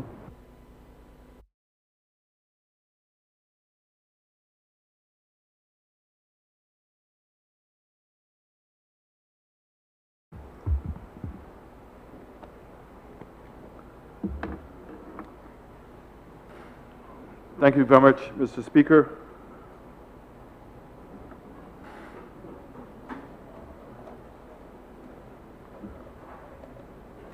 I'm going to try to extricate from those presentations the relevant issues that came up as it pertained to this bill. The member from Castries East asked whether, in fact, that I was a little bit confused, but I'm just going to take it for face value, whether the piling project was put out to tender. The answer is yes. In fact, that there was 5 companies. I think that it has been answered many times, and we just want to keep rehashing the same issue. Fact is that OECC is the overall contractor, and OECC has been going out to tender on the different components. So the only component that has been done, one, which was done by SLASPA, was for the hoarding, and then the second one now is for the piling. My understanding is a company from the BVI, Meridian, are the ones who have won the bid, and they are currently on island in quarantine and waiting to get out to hopefully commence the project very soon. The main building structure will also be going out to tender, Mr. Speaker, and so will all the purchasing of the FF&E, the jetways, all the other stuff will be going out to tender. You know, we keep coming back to the same argument or the same discussion every time as to whether we should be doing the PPP option or whether the option that the government is currently undertaking, Mr. Speaker. And I heard some of the emotional pleas on the other side. So we have already established whether in fact the project was being done under a PPP or whether it's being done through SLASPA. It is exactly going to be a contingent liability, and on both circumstances, the debt of the project would have been put onto our total national debt. We have argued, and we continue to argue and negotiate with the World Bank and the IMF and also the OECD, that projects which have their own revenue streams ought not to be placed on the government's debt burden, but there are certain projects, because of their size and their importance to a country, the feeling is if in fact the project fails, that it's only for the government to take it over. And hence that's why it is a contingent liability for all of us. So that being said, it then becomes a much less difficult of a discussion as to which way to go. The PPP option that the Labour Party was involved in required $60 of a head tax that would go towards the PPP partner and would have gone for a period of 30 years, regardless of how successful the arrivals had been. And that they keep on arguing that they would have been profit sharing. And we keep on saying, well, that's a lot of faith that you have to have in a company that you would have given the airport to, assigned the airport asset to, given them the ability to collect the $60, and that they would have had to run the shop as to whether in fact that they would not have created expenses. And those are the things that you can balance out. But the fact is that if you take $60 and you multiply it by 500,000 people over a 30-year period, it's a significant amount of money. Versus the option that we have is that this is going to be done by SLASPA. We're only assigning $35, so the remaining $25 that would have gone to the PPP partner is coming to the government. That's who it's going to. And to help many of the things that the member from Denry North pointed out to support healthcare, to support education, and to support the cash flow of government. Whereas with the other option, they wouldn't have not had that. The money would have never even touched the books of the state. You asked a question as to how much money has been collected. Well, when we were in government and we had put in the tax, we had collected in excess of $30 million. And between 2018 and 2020, we collected $55 million. So I'm just getting the confirmation. That means we have approximately $80 or so million in the lockbox. And what's the importance of that? The importance is that for the next couple of years, even if we had 0 arrivals, that SLASPA would be able to service its loans. Particularly how the loans have been negotiated with a 5-year moratorium. So while the project is being built, all we're having to do is to pay the interest payments.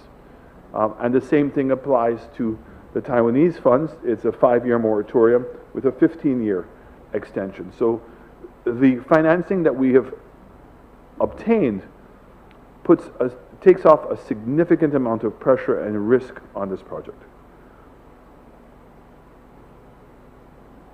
I think it's always advisable, Mr. Speaker, that when you have something as catastrophic as COVID, that you should sit down and review, which is immediately what we did.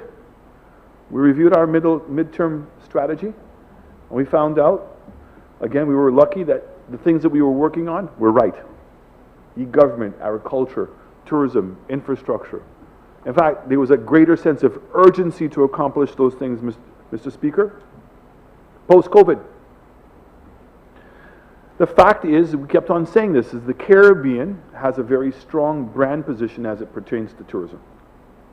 It also, in absolute terms, the number of people that physically come to the Caribbean on vacation relative to other places in the world, we're 1.5%. 1.5% of the world market share. And St. Lucia is 1% of the Caribbean's market share. So when we throw out numbers that Aruba, which is the same distance away as St. Lucia is to New York, gets over 500,000 U.S. arrivals. St. Lucia gets just under 200,000 U.S. arrivals. Jamaica, 750,000 U.S. arrivals just from the tri-state. Barbados, 250,000 arrivals from the UK. We get 80. I don't even want to get into places like the Dominican Republic and Mexico and other destinations in the world. And what have we been seeing? Is that since COVID, that hoteliers have had the confidence to reopen, to take on the expense of hiring people, utility costs, and to reopen. Why? Because they have confidence that there's going to be a rebound. Up until the announcement of the UK government to shut its borders, Royalton was going to open up at an occupancy of 80%. Sandals has been operating at an occupancy in excess of 75%. Coconut Bay, Windjammer Landing, all of these properties, Sugar Beach has been running at an occupancy of 90%.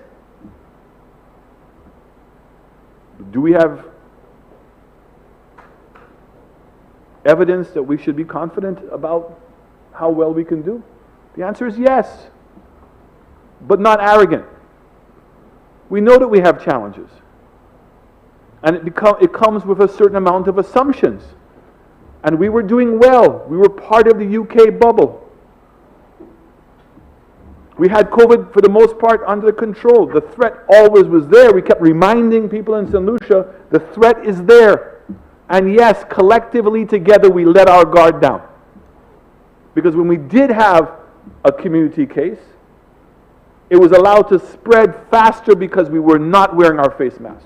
And we were not practicing the principles, because in essence, when you went around to St. Lucia, most St. Lucians said, we don't have COVID here. Sorry for reminding, but again, an opposition that supported that argument. That's their prerogative. But they can't run away from what the past was. Can't run away from what the fact is. So here we are today to what? Debate a very simple thing. Not to whether we're going to do the airport project. The public of St. Lucia made that decision already. It's called an elections in 2016. And we looked at exactly what the member from Denry North said. 15 years we've been going back and forth. Both parties have agreed the airport has to be done. What's the big difference? The difference is, instead of building it behind the existing terminal, which would have required us to demolish the old terminal, we said that given the amount of business that we have right now, that it's going to be a problem. And so it's better to build the new terminal laterally of the existing building. And because now we're proceeding to continue to build the new cruise ship facility in the south, do home porting, that we could now use the old building as a cruise ship terminal and give ourselves even greater significant advantage, strategic advantage. And why do we know that? Because the ships are getting larger. And what have we seen because of COVID? That the cruise lines are going to retire the smaller boats and are going to move even faster to the larger ships. So the P&O ship that currently is 3,500 passengers is going to go to 6,500 passengers.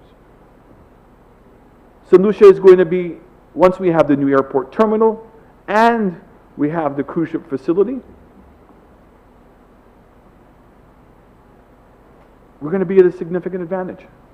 And so if the numbers without the cruise ships make sense, and the amount of money we've collected tells you it is, I mean, I don't often want to criticize my colleague from Denry North, but certainly I'm not understanding his logic, Mr. Speaker. I don't. To say on one hand he believes that we should build a new airport terminal, but that tourists don't come to a destination because you have a nice airport terminal. Who's talking about a nice airport terminal? We're talking about a functional airport that allows more people to come in. Your colleague from Labrie is there, putting a new proper air traffic control tower, putting a taxiway, building a better turn station. All of these things are to do what? To allow planes to take off and land faster. Why is that important for us? Because the vast majority of business that comes to St. Lucia comes from hubs. And we're so far south that the time that they have to turn is restricted. So every minute matters. People are arriving and staying in the rain because the terminal is too small. The way to process people, and get it, if we had more of a modern facility, the number of touch points with people would have been restricted and limited even more significantly. But that old airport terminal, very difficult to fix that. The plumbing is bad, the electrical is bad, the structural build of the building is too small. We have to build a new airport terminal. Are we saying that 4,500 hotel rooms is the maximum that St. Lucia is going to get, Mr. Chairman? Mr. Speaker? I don't think so. Can we easily double? Yes. But who is going to invest in St. Lucia with new rooms if the airport is the mess it is, if the highway to the north is not fixed, if the water supply is not resolved, if the education of our people is not improved? COVID is not going to be with us forever. That's a fact. We have too many bright people. I have faith in the science of this world. I'm already seeing that Pfizer and some other companies are making meaningful strides. We're hearing about a possible rollout as early as December. So all of a sudden, something that we thought that maybe COVID would be with us until the end of 21, possibly 22, that we're seeing concrete evidence that there's a turnaround.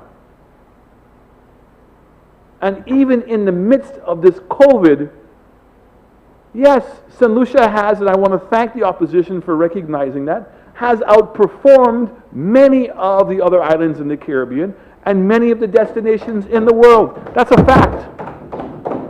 And it means that the strategy and the plan of this government has been working. And you say you care about the people. You know that the government does not have an endless supply of monies to be able to help income support and help support people. You think that members on this side would not love to do that? Of course we would. And it's because we know that we had to make some of the tough decisions with Radio St. Lucia. So given the choice of investing in expanding the capacity of this country to generate more jobs for people in this country, we choose that. That's the choice that we made. That's the difference between members of this side and the members on the other side.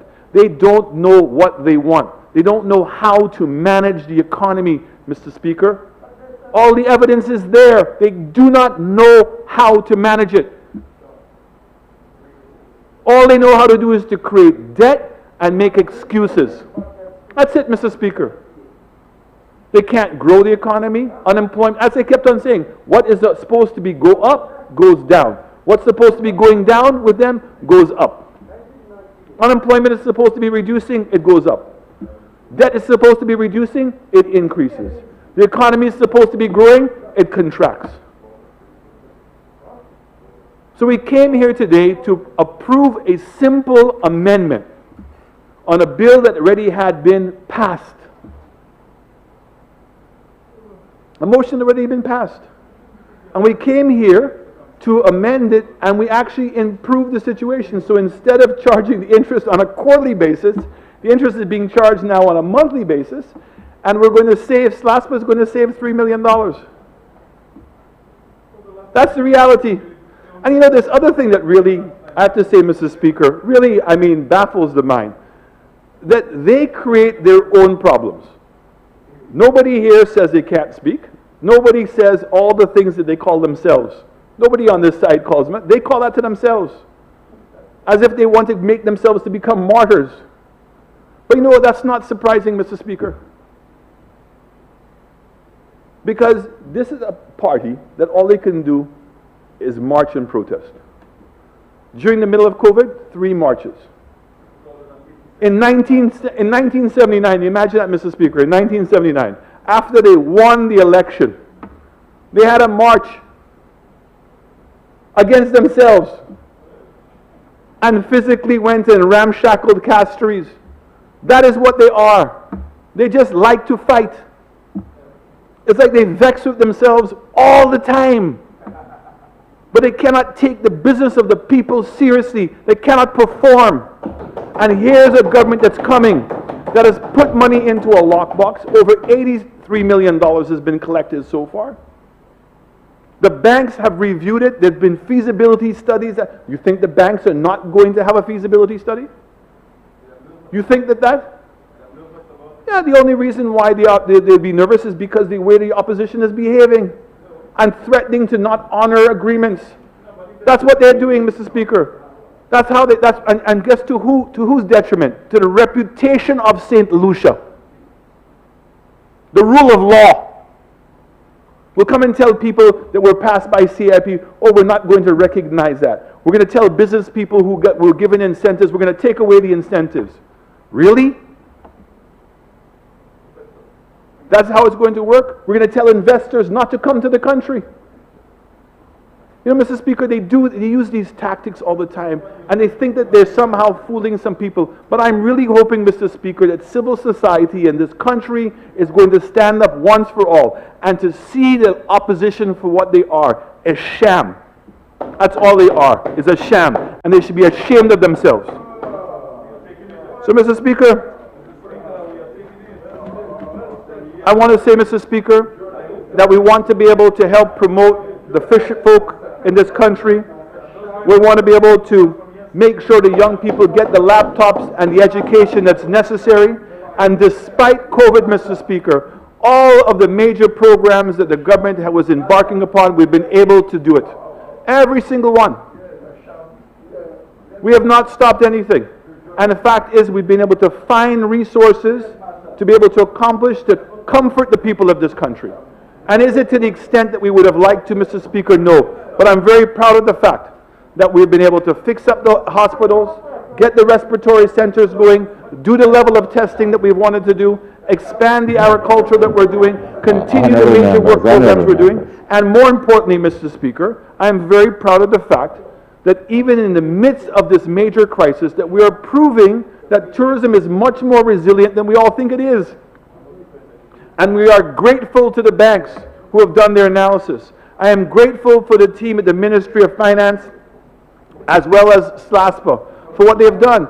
And ultimately, at the end of the day, Mr. Speaker, this is not a loan from the government of St. Lucia. We're not paying this money out of the consolidated fund. This is not money that's competing against what's going on in the hospitals or fixing up healthcare centers. This is about increasing the capacity of this country and having a revenue stream and showing the discipline. Because left to them, Mr. Speaker, they would have broken the lockbox and they would have undermined the agreement that we had. That's what they would have done, Mr. Speaker. They would have broken the lockbox. These are members on the side do not even understand or even begin to understand the concept of rule of law. That when you have an agreement, you are to stand by that agreement. And it's your ability to show in the toughest of times you can do that. Honorable members, let's get back. Honorable member, the standing order is for you as well as for them. So if you believe something was done, you... All right? So, Mr. Speaker, I would like to say that the revenue streams that we've generated are going to have the best use, improve the capacity of this country, and improving the capacity and the confidence that we have in our country. And in going ahead with this airport project, it is now making the Hyatt project, the cruise ship facility, all of these people are looking at the people, not the country of St. Lucia, and saying, wow, that is commitment. And we've shown the ability to manage the process. In terms of returning of tourism, the numbers are there to speak for themselves, Mr. Speaker. You see, the truth comes out, Mr. Speaker. The member from Casper South said that numbers are up everywhere. So on one side of their party, they're saying it's doom and gloom, and another side that there is some sobering ideas that they can grow. But you know, Mr. Speaker, while they fight with ideas and concepts on the other side, this party will continue. Honorable members. This party will continue working. 1, 2, 3, 4, 5, 6, 7, 8, 9, 10, 11, 12. Member for Ancillary and member for Castries South. You could please step outside for the next few minutes. Castries South. Member for Ancillary and member for Castries South. Please step outside for the next few minutes, please. Just please step outside for the next few minutes. Member for Ancillary and member for Castries South. Yeah, just go on.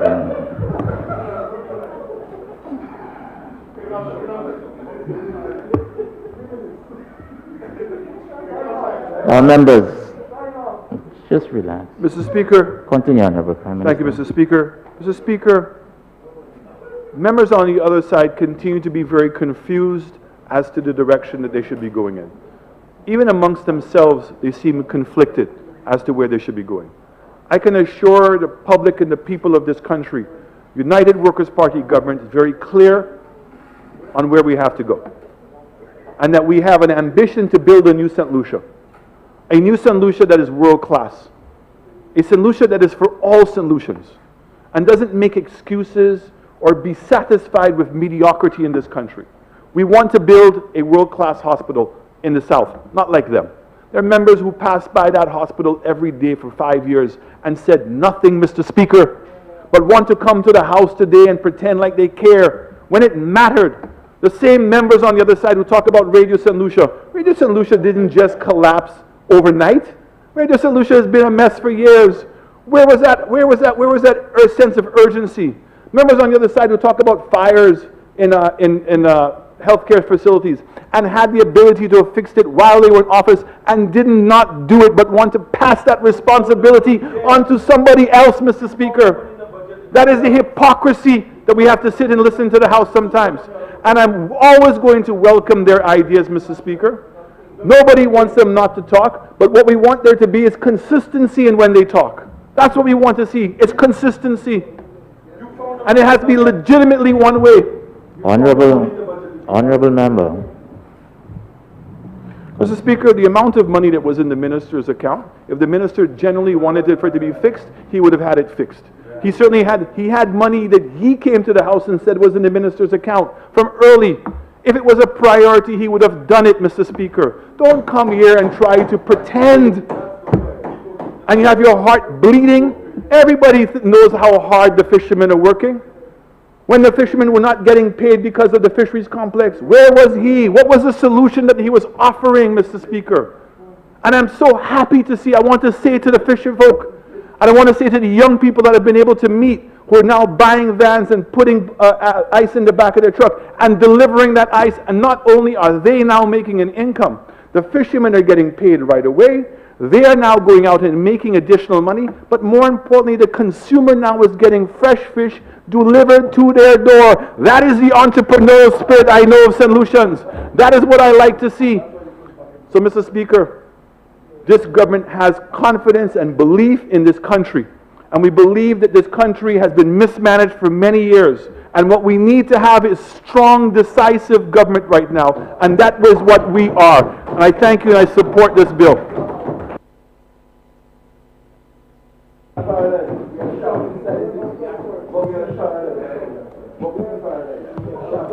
Honorable members, Leader of the Opposition, Prime Minister. Leader of the Opposition.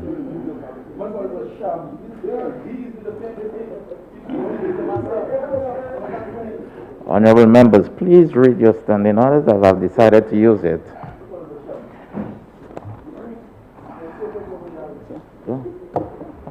Just a little bit of water while I support the question. Honorable members, the question is that Parliament revoke the Finance Administration Act, resolution of Parliament, to authorize the Minister for Finance to guarantee borrowing by the St. Lucia Air and Seaports Authority from a syndicate of banks led by the Bank of St. Lucia Limited to finance the Hiranura International Airport Redevelopment Project, published as statutory instrument number 124 of 2019. Be it further resolved that Parliament authorized the Minister of Finance to guarantee a loan in the amount of EC 202,500,000 for the purpose of financing the Hiranura International Airport Redevelopment Project by the St. Lucia Air and Seaports Authority from a syndicate of banks led by the Bank of St. Lucia Limited as follows. A.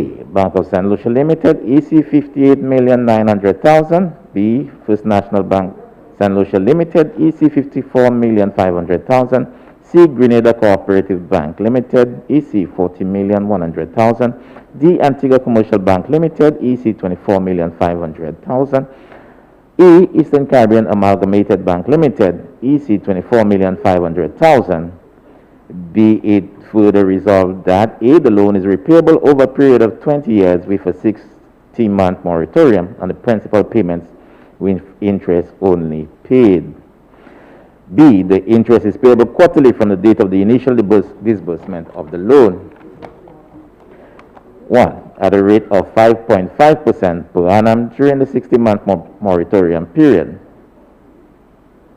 And 2. At a rate not exceeding 5% per annum at the expiry of 60-month moratorium period and commencement of the blended payments including interest and principal. C. The blended interest rate will be provided semi-annually, which will reflect the relative proportion of cash and government guarantee security provided, and the interest is payable at 1. 4.5% on the cash security provided, and 2. 5% on the government guarantee security provided. D. The blended payments including principal and interest to be paid monthly. And E. The commitment fee of 0.75% is payable on the disbursement of the loan. I now put a question. As many as are of that opinion, say aye.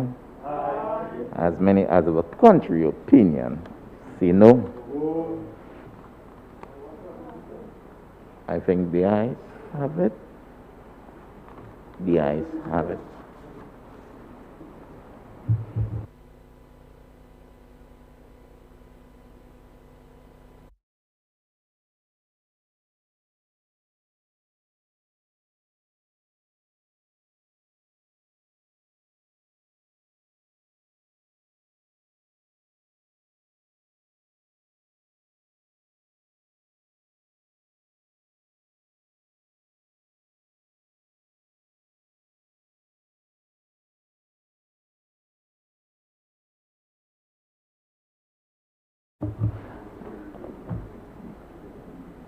Honorable members, the next matter on the order P, next matter, I'm not sure if the order paper reflects it.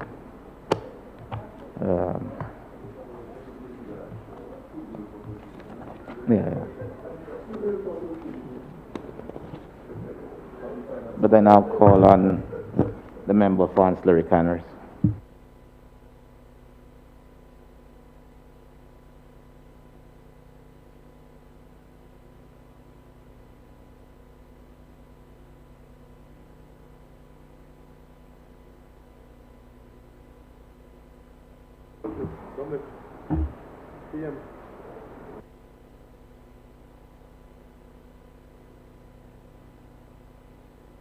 Member for ancillary canals.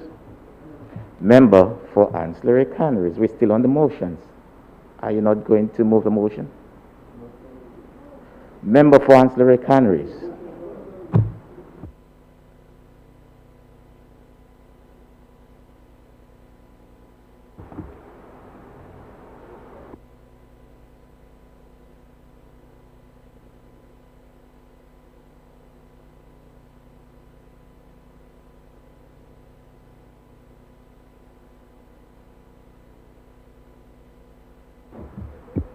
Thank you very much, Mr. Speaker. Mr. Speaker, I beg to move the following motion on the standing orders number 25, seeking the consent of the Speaker and members of the House to dispense with notice to deal with the following bills: the St. Lucia Tourism Authority Amendment Bill and the Tourism Levy Bill. Honorable members, this was brought to my attention and I did in fact give the Minister my consent. So now it is for you to give your assent. So the question is that under Standing Order 25, the Honorable Minister is seeking the consent of the assent of members of the House to dispense with notice to deal with the following bills, that is, the St. Lucia Tourism Authority Amendment and the Tourism Levy. I now put the question, unless a member would like me or the minister to explain exactly. Let me take the opportunity to do it, Minister. Let me just take the opportunity to do it. You would realize that back on the other paper is to debate the Tourism Authority Amendment and the Tourism Levy. These were two bills passed by this House prior. And therefore, even if it is not law, it is passed by this chamber and this House. And therefore, we cannot deal with another bill in the same name and technically the same substance. And therefore, the member must bring the bill back for us to deal with it and to revoke it thereafter. To do that, the member would have had to give notice to the House that he intended to do that. Because of the period, he sought my consent in doing it at this time before he moved on to the bill. So that is the reason why. So I now put a question, pretty much asking members whether or not they agree to the member to so dispense with notice. So as many as are of that opinion, say aye. As many as of a contrary opinion, say no. I think the ayes have it. The ayes have it. Honorable Minister for Tourism, Information and Broadcasting. Mr. Speaker, be it further resolved that the St. Lucia Tourism Authority Amendment and the Tourism Levy bills, which appears on the order paper of November 10th, 2020, of which was previously passed in the House of Assembly on June 2nd, 2020, be reintroduced in the House of Assembly.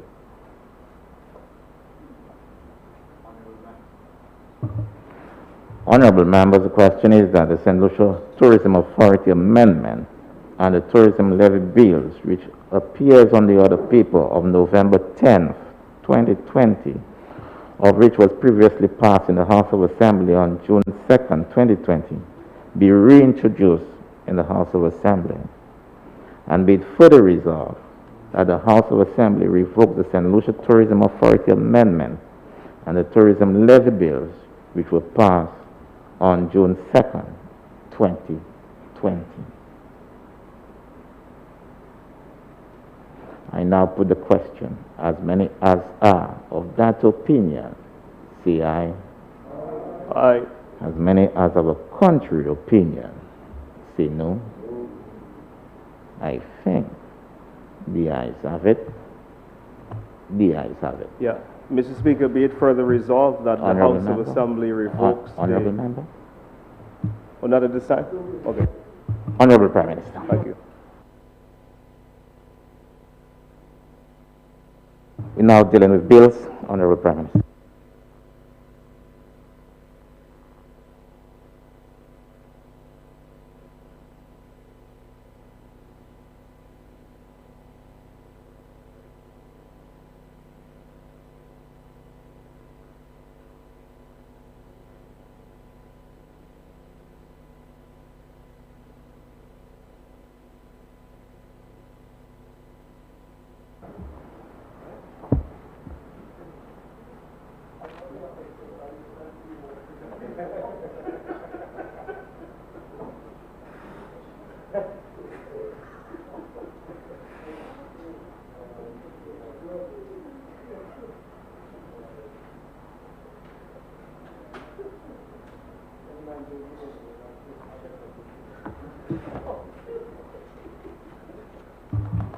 Honorable members, let's...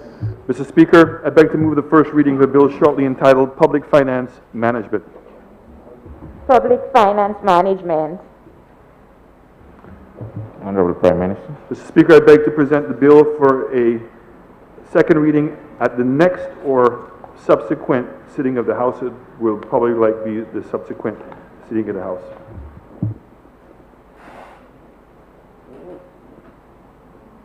Honorable Prime Minister. Mr. Speaker, I beg to move for the first reading of a bill shortly entitled Public Procurement and Asset Disposal Amendment. Public procurement and asset disposal amendment. Mr. Speaker, I beg to present the bill for a second reading at the next sitting of the House.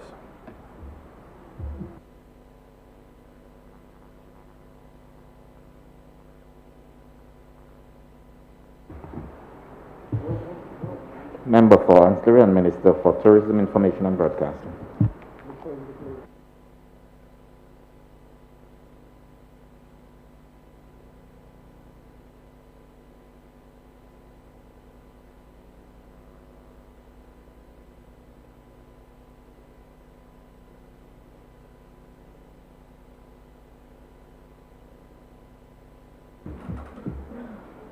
Mr. Speaker, I beg to move the first reading of a bill shortly entitled the St. Lucia Tourism Authority Amendment Bill.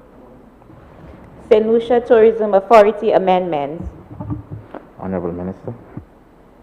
Mr. Speaker, I beg to move for the suspension of Standing Order Number 4T82 to allow the bill to go through its remaining stages at this sitting. Honorable members, the question is that Standing Order Number 42 be suspended in order to allow the Honorable Minister to proceed with the remaining stages of the bill at this sitting. I now put the question. As many as are of that opinion, say aye. As many as of a contrary opinion, say no. I think the ayes have it. The ayes have it. Leave is granted. Proceed, Honorable Minister. Thank you, Mr. Speaker. Just allow me to sort out my notes.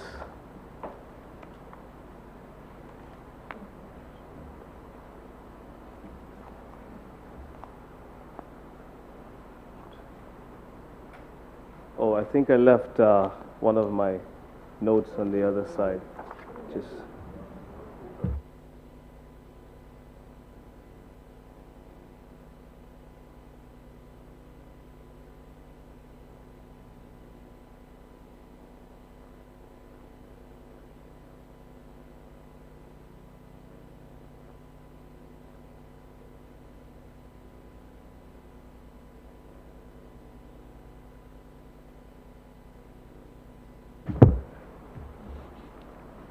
Mr. Speaker, I beg to move the second reading of a bill shortly entitled St. Lucia Tourism Authority. Mr. Speaker, the St. Lucia Tourism Authority Amendment seeks to create the opportunity, Mr. Speaker, for the St. Lucia Tourism Authority to gain its own revenue stream.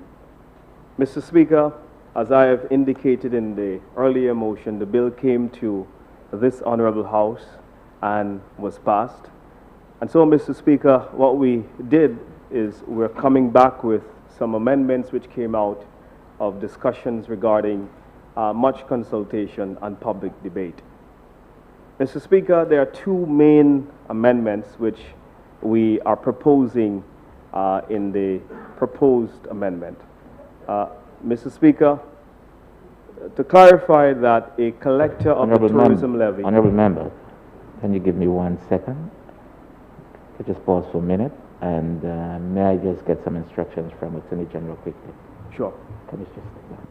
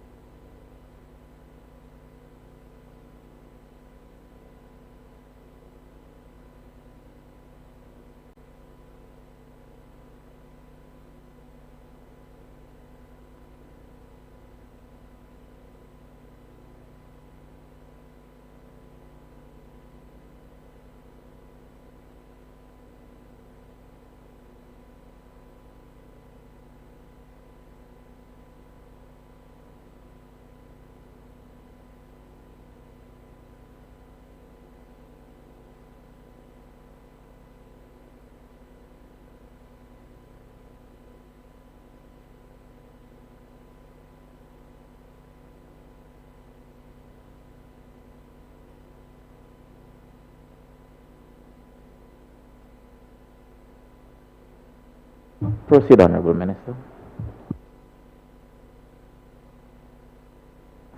Thank you very much, Mr. Speaker.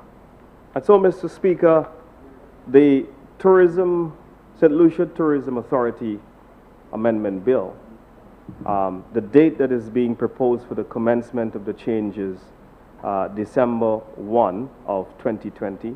The change of the definitions, Mr. Speaker, accommodation services, was changed to tourism accommodation services, and registered accommodation service provider changed to registered tourism accommodation service provider.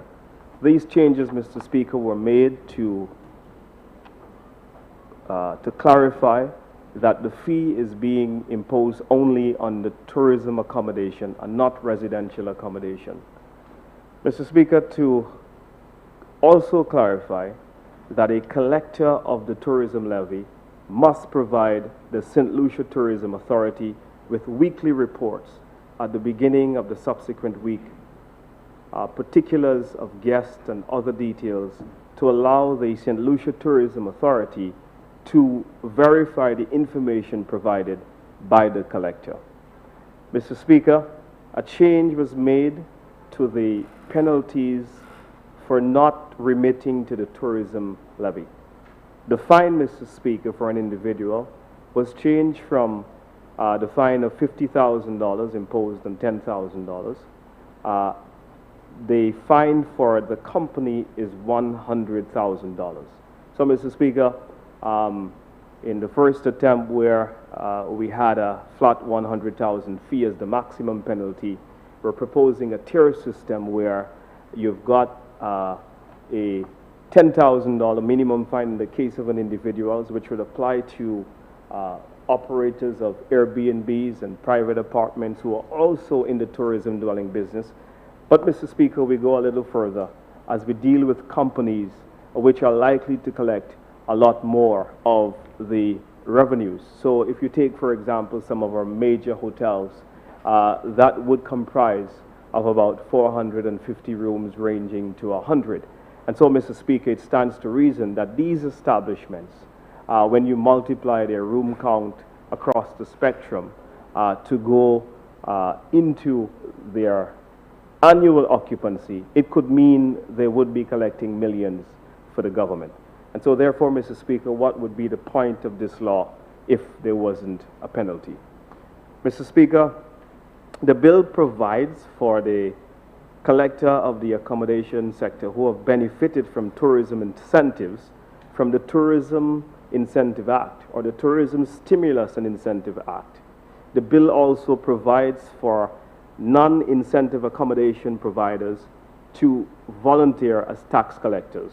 And so while, Mr. Speaker, in the previous amendment, it was mandatory for all in the tourism business to pay the levy or to register, we have now made it mandatory for the formal accommodation sector, notably the hotel sector, whereby, Mr. Speaker, the change as it pertains to the apartments or the non-formal accommodation sector, i.e. like your apartments, people renting on Airbnb, we've now made that mandatory, Mr. Speaker, in this initial phase of the legislation, so that, Mr. Speaker, it will allow us to properly consult with all of the stakeholders within that sector. Mr. Speaker, I want to say here that it proved extremely difficult, Mr. Speaker, to consult with the Airbnb community, as this sector by and large is sort of under the radar. It is largely unregistered properties, individuals who are carrying out the exercise. And so while, Mr. Speaker, you have a more organized mechanism by which you consult with the accommodation providers, you find that many Airbnb lodgings are not registered as formal businesses. And so, Mr. Speaker, one of the good things that have come out of the ensuing debate of the passage of the previous amendment was that there is now a vacation rental association, and that rental association, Mr. Speaker, has provided the Ministry of Tourism the great opportunity to be able to have dialogue and consultation in a structured way. And what, Mr. Speaker, was very clear out of those discussions is the fact that a number of these individuals, they do appreciate that the sector must be regulated. They do appreciate, Mr. Speaker, that they must participate in paying taxes. They do appreciate, Mr. Speaker, that they were losing out significantly from the various schemes that government was putting in place, i.e. incentives, marketing programs, etc., and all the other benefits, Mr. Speaker, which will come with village tourism. So, Mr. Speaker, we have a voluntary mechanism for the Airbnb sector, but it is mandatory that all incentive beneficiaries, i.e. the formal accommodation sector, must sign up for the collection of the fee. Mr. Speaker, a change of definitions, accommodation service provider was changed to tourism accommodation services and registered accommodation service provider. The change to registered tourism accommodation service provider, these changes were made, Mr. Speaker, so that we can properly clarify all of the misnomers that were proposed. Mr. Speaker, the definition of the terms person under the new clause 27A has been broadened to include a provider of tourism accommodation service, that is a hotel, boarding house, or a place that provides a tourism accommodation service and has been declared an approved tourism product, approved development under the Tourism Incentive Act, cap 15.30, or the Tourism Stimulus and Investment Act, cap 15.30. The definition, Mr. Speaker, of the term person was also revised to delete the reference to the number of rooms. And so, Mr. Speaker, a new clause, 27B, is amended to give the St. Lucia Tourism Authority the power to register a hotel, a boarding house, a place that provides a tourism accommodation service, has been declared an approved tourism product or approved development under the Tourism Incentive Act, cap 15.30, or the Tourism Stimulus and Investment Act, cap 15.03. If a person fails to register with the St. Lucia Tourism Authority. And so, Mr. Speaker, I put forward these minor but significant changes to the St. Lucia Tourism Authority Act, Mr. Speaker, and I hope that this will meet the approval of my colleagues in this honorable House. I thank you.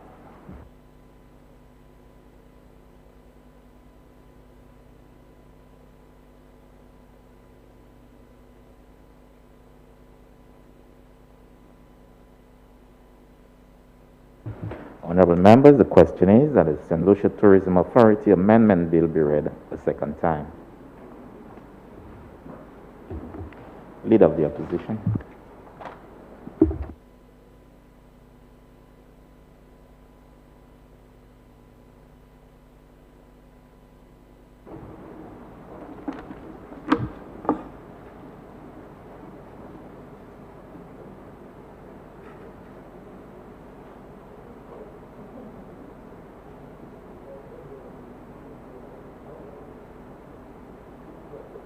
Thank you, Mr. Speaker. Mr. Speaker,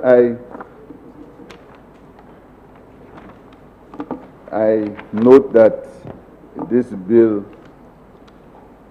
is amended, Mr. Speaker, but as the issue, I had an issue with in the original bill, Mr. Speaker, after there was much public comment, which started in this honorable House at 2 o'clock in the morning, it was withdrawn and the amendments are forthcoming. Mr. Speaker, I just have one issue that I want to raise with you, Mr. Speaker, and that is section 27B and 27E, Mr. Speaker.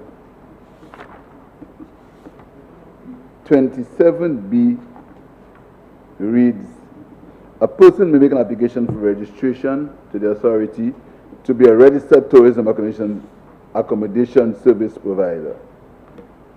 An application for registration under subsection 1 must be A, in the prescribed form, B, supported by proof of registration as a taxable person, if applicable. In the case of a company, a certificate of incorporation. In the case of business, a certificate of registration, or other information the authority requires. Mr. Speaker, this is my point of departure. I think that is too much of a wide definition, Mr. Speaker. I don't know if I'm wondering whether that's going to be in the regulations. Mr. Speaker, it gives, I mean, when that is a wide landscape, any other information, Mr. Speaker, how you define other information? I mean, they should have some criteria. Mr. Speaker, I know that the Bureau of Standards, when they register hotels, and I have no issues with registering hotels in the proper way, and I have no issues with that. But the Bureau of Standards should have certain criteria. So you want to register a guest house, they say to you what you need. You need X amount of thing in a room, you need a certain size room, you need something. If you want to register a 3-star hotel, you need certain things. Right? So you have a criteria and you tick it off.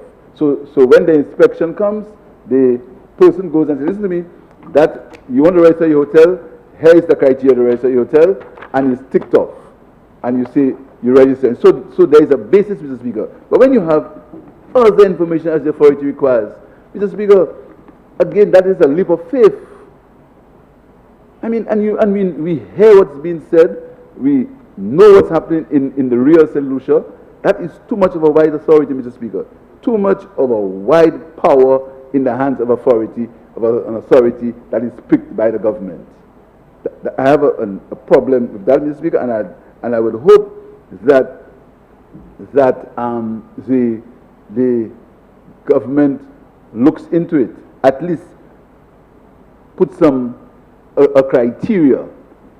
What would make a hotel be liable or be able to be registered if it's a 3-star, if it's a guest house, if it's a Airbnb, if it's a 5-star hotel, what are the requirements? This is my only contention. Because, Mr. Speaker, you know, these days, you can have leaps of faith. You understand?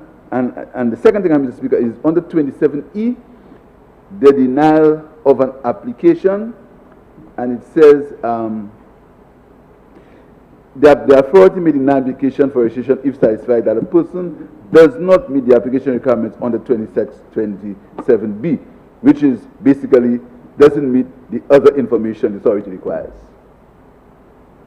I think, Mr. Speaker, we should really look into that clause, because it's too much authority. And you see, these things can benefit us at some point in time, but you do not want to have so much power in the hands of men or women. You have to, especially when it comes to people's living. I think that it should be set out so you know definitely what you need to register your hotel.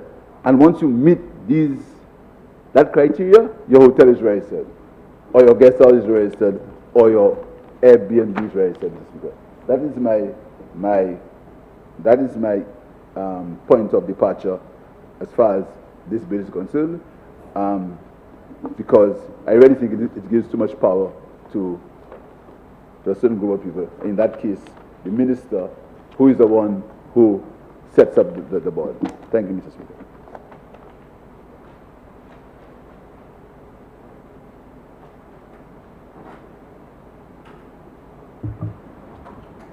Minister of Tourism.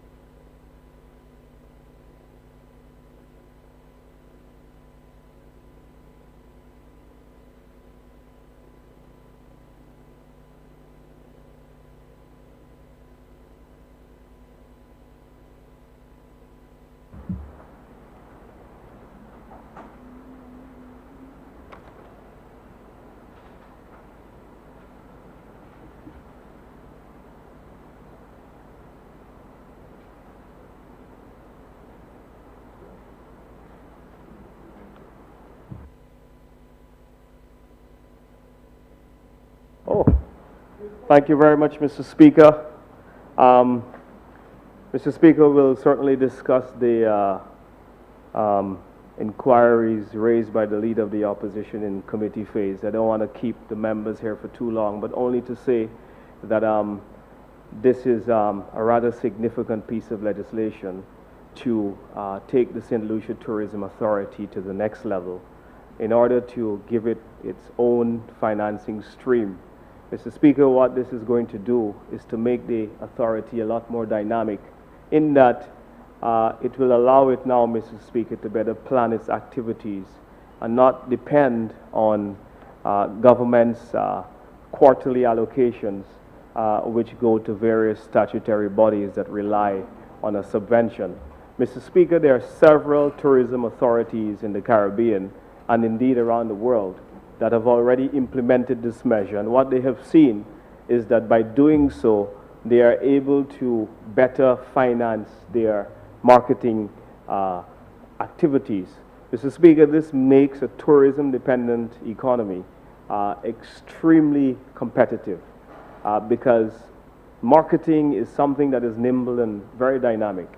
And the main function of the authority, Mr. Speaker, is certainly to extract every opportunity available. This is going to become especially important as we seek to reposition our country after the COVID pandemic. And so, Mr. Speaker, while we're doing a lot of different things to ensure that the rest of our industry is well positioned, we have to also make sure that we have the best framework to market our destination. I'll say a lot more on the marketing fee, Mr. Speaker, which we are seeking to impose when I introduce the next bill.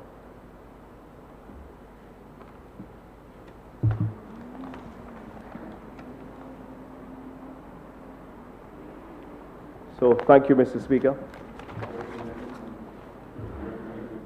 Honorable members, the question is that the St. Lucia Tourism Authority Amendment Bill be read a second time. I now put a question. As many as are of that opinion, say aye. As many as of a contrary opinion, say no. I think the ayes have it. The ayes have it. An act to amend the St. Lucia Tourism Authority Act number 8 of 2017.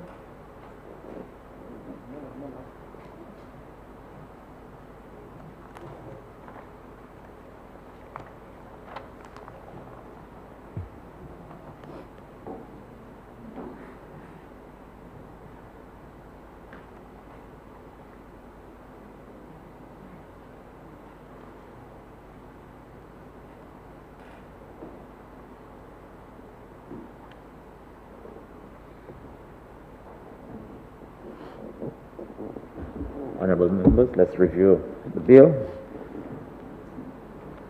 One clause at a time. Clause 2. Interpretation. Clause 2 stands part of the bill. Clause 3. Amendment of Section 2. Clause 3 stands part of the bill. Clause 4. Substitution of Section 5. Clause 4 stands part of the bill. Clause 5. Amendment of Section 7. Clause 5 stands part of the bill. Clause 6. Amendment of Section 9. Clause 6 stands part of the bill. Clause 7. Insertion of new Section 9A. Clause 7 stands part of the bill. Clause 8. Insertion of new Part 1A.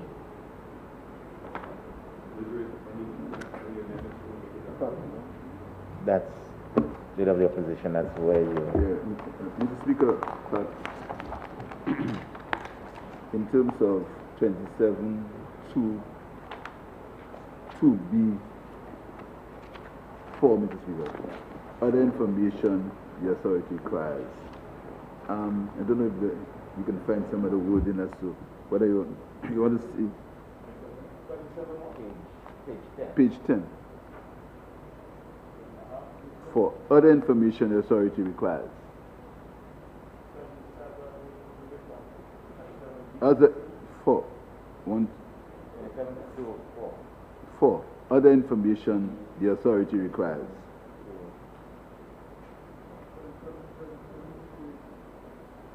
As stipulated by something. Yeah, but something as within the regulations. First question is the bill, the authority for regulations be made? Is the In the St. Lucia regulation Tourism is- Authority Act? no regulations?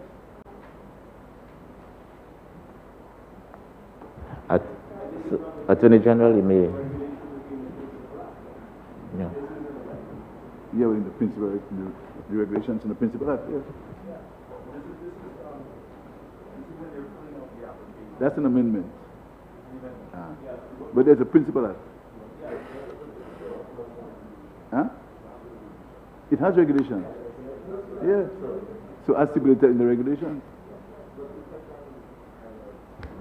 Yes.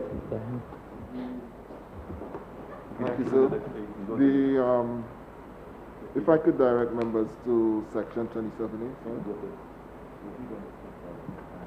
Okay. I trust you.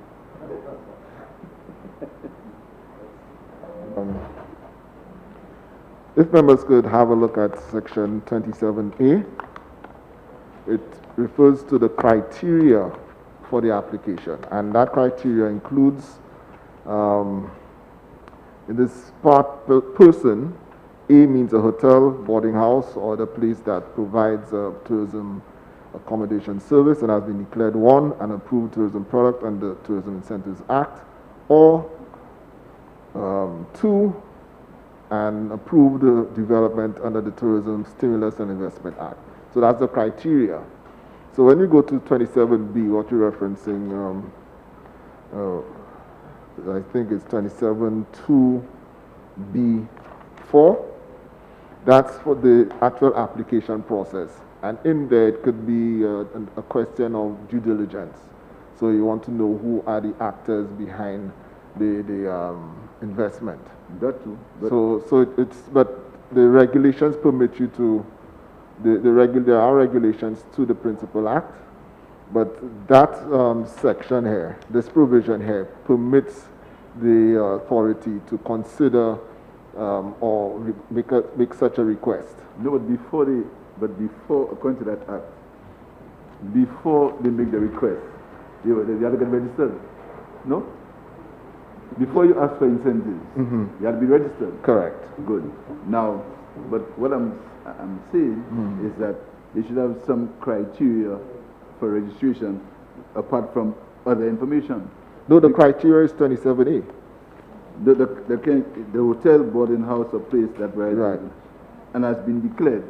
Correct. So once you are that you fall into that category, you meet that criteria, but then your application will fall under 27B, and this is the sort of information. So it's in the prescribed form.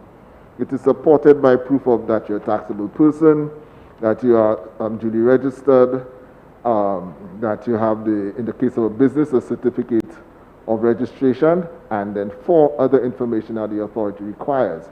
But it's broad enough to give the authority the latitude to request something about due diligence, for instance. Who is this actor? That's my problem, the broadness. Well, you need to give them that latitude, especially as in some cases we have requirements under NAMLOC, etc. So they would also want to be aware of it. But it's something that will still have to fall within the ambit of tourism. So, Leader of the Opposition, the question then becomes, could you give us a few examples of where the information required might be too excessive? No, but he's saying other, but I mean, like, give us what could possibly come up that would be too excessive. Because I do note your concern about the broadness of. all right.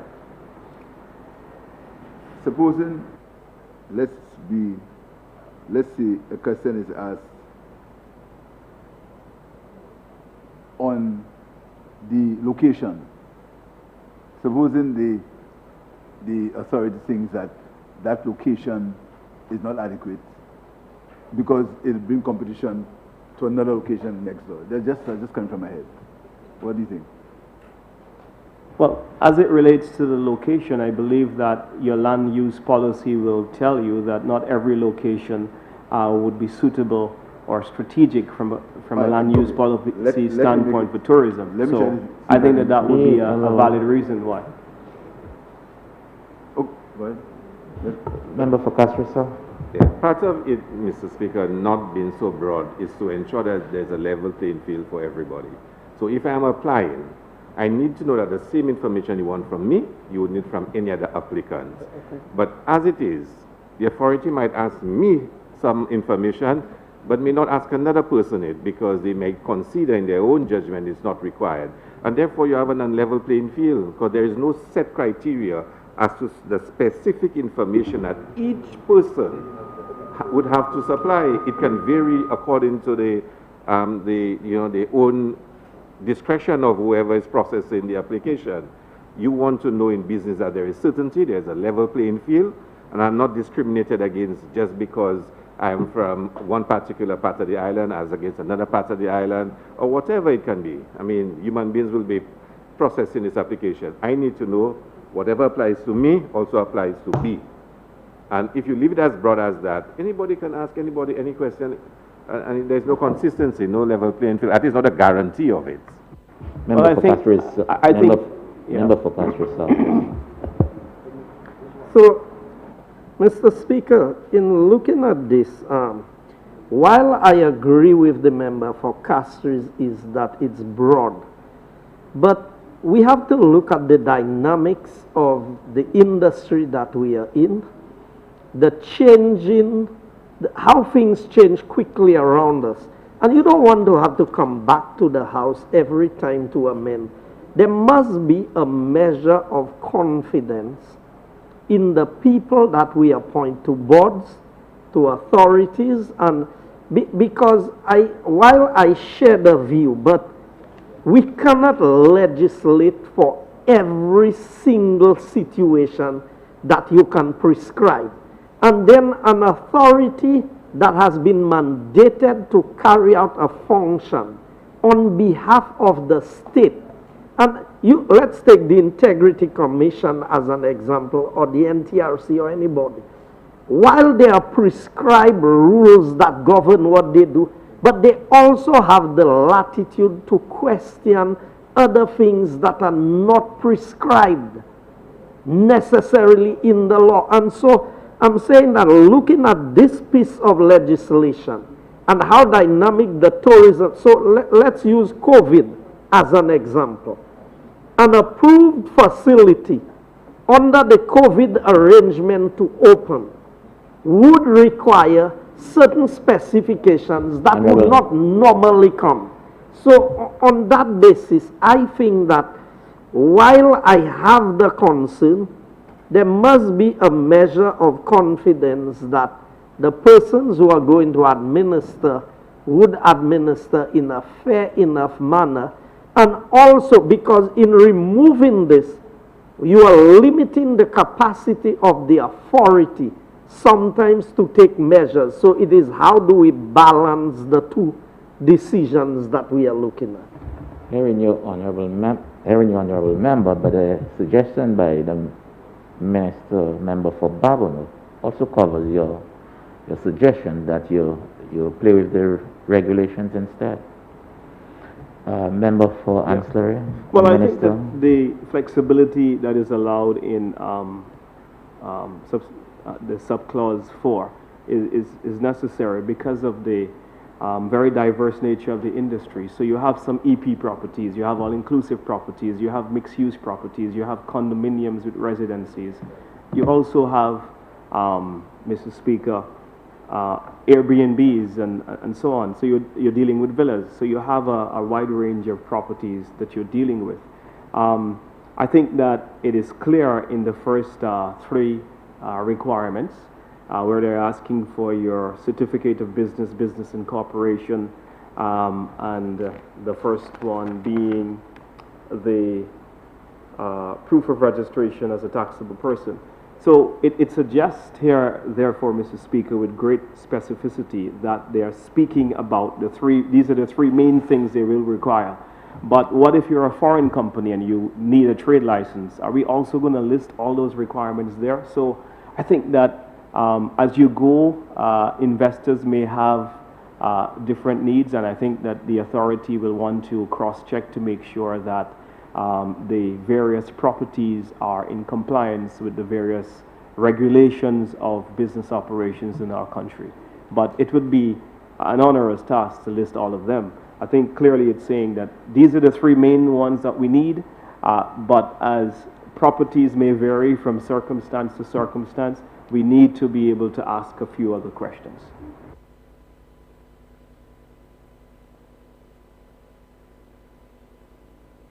Attorney General.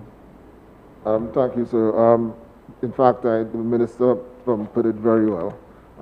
This is exactly the intent here. And if I ask direct members to 27E, where it says hotel, boarding house, or place that provides tourism accommodation service, it's a very broad category. And to even go into the regulations would be to literally provide for just about any class of provider, accommodation provider, and it would be quite literally an onerous task. But then again, even in terms of construction, it still has the limitation. The request has to be within the confines of the application. What they're asking for, it's to disclose certain information. Your tax information, your registration information, and because of the class of facilities that's being referred to here, any other information that the authority requires in making their deliberation. So it's drafted in that manner for that to provide the authority with the information that require in the deliberations. The regulations would simply be, I can't see how it would be drafted to cover just about every class of accommodation provider and the scenarios under which they would operate. So, Attorney General, so that means the criteria can be shifting. It can shift from one application to the other.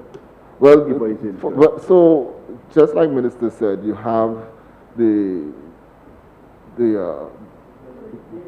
EPs, different sizes and so on of facility. Yeah. Like I said, the question could simply be about due diligence. It may be a question that may not even be considered until you're faced with the application. Honorable members, I don't have a casting vote here.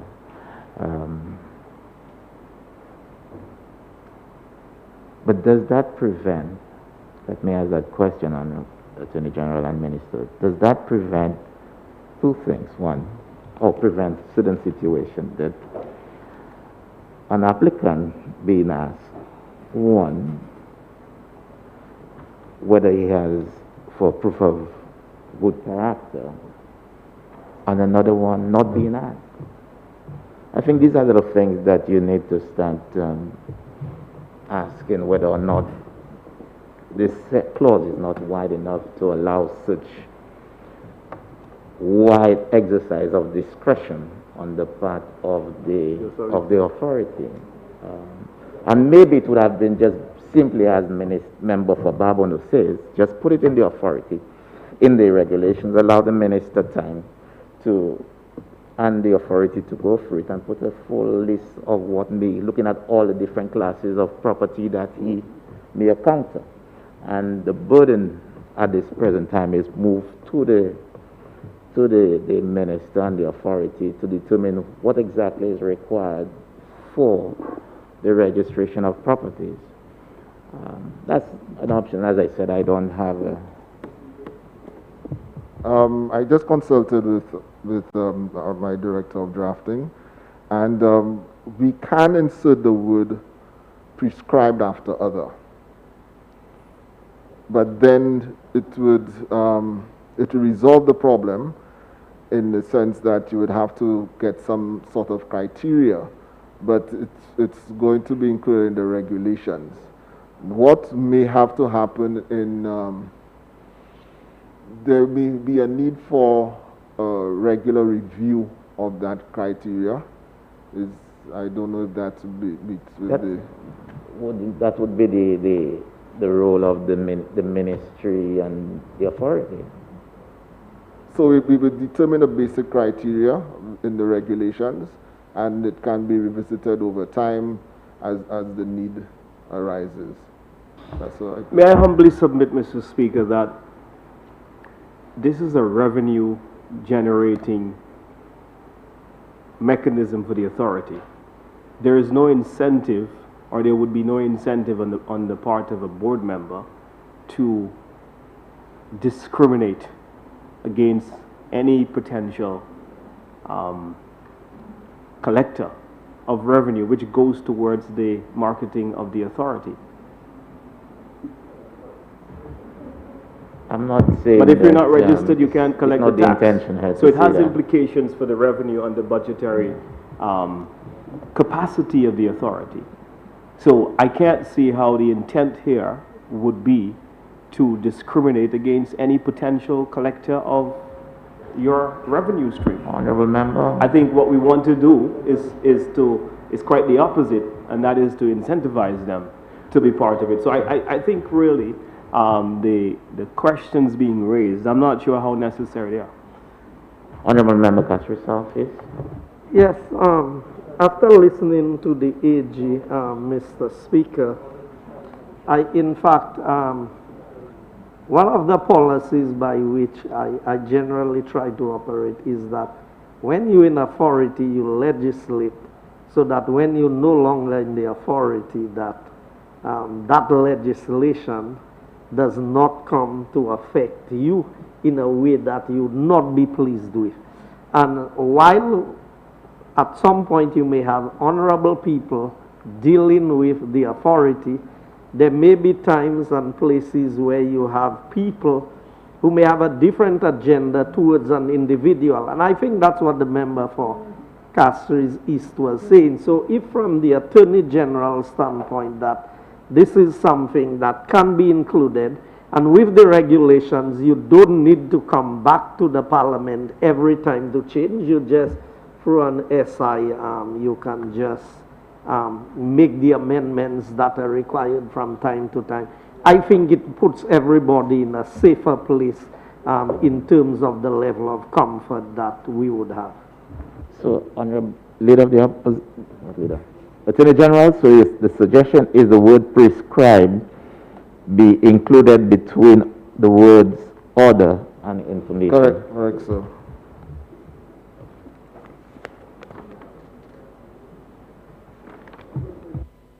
Clause 8 as amended stands part of the bill. Clause 9. Amendment of Section 29. Clause 9 stands part of the bill. Clause 10. Insertion of new sections 29A, 29B, and 29C. Clause 10 stands part of the bill. Clause 1. Short title. Clause 1 stands part of the bill. Honorable members, the question is that a committee rises and the bill be reported. I now put the question. As many as are of that opinion, say aye. As many as of a contrary opinion, say no. I think the ayes have it. The ayes have it.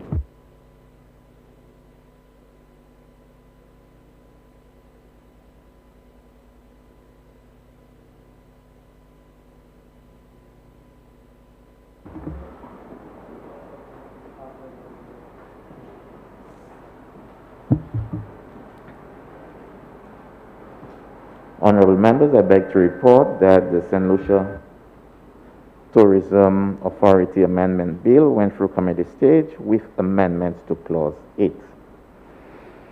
Honorable Minister for Tourism, Information, Broadcasting, Culture and Creative Industries. Mr. Speaker, I'm I move Honorable that the- Member.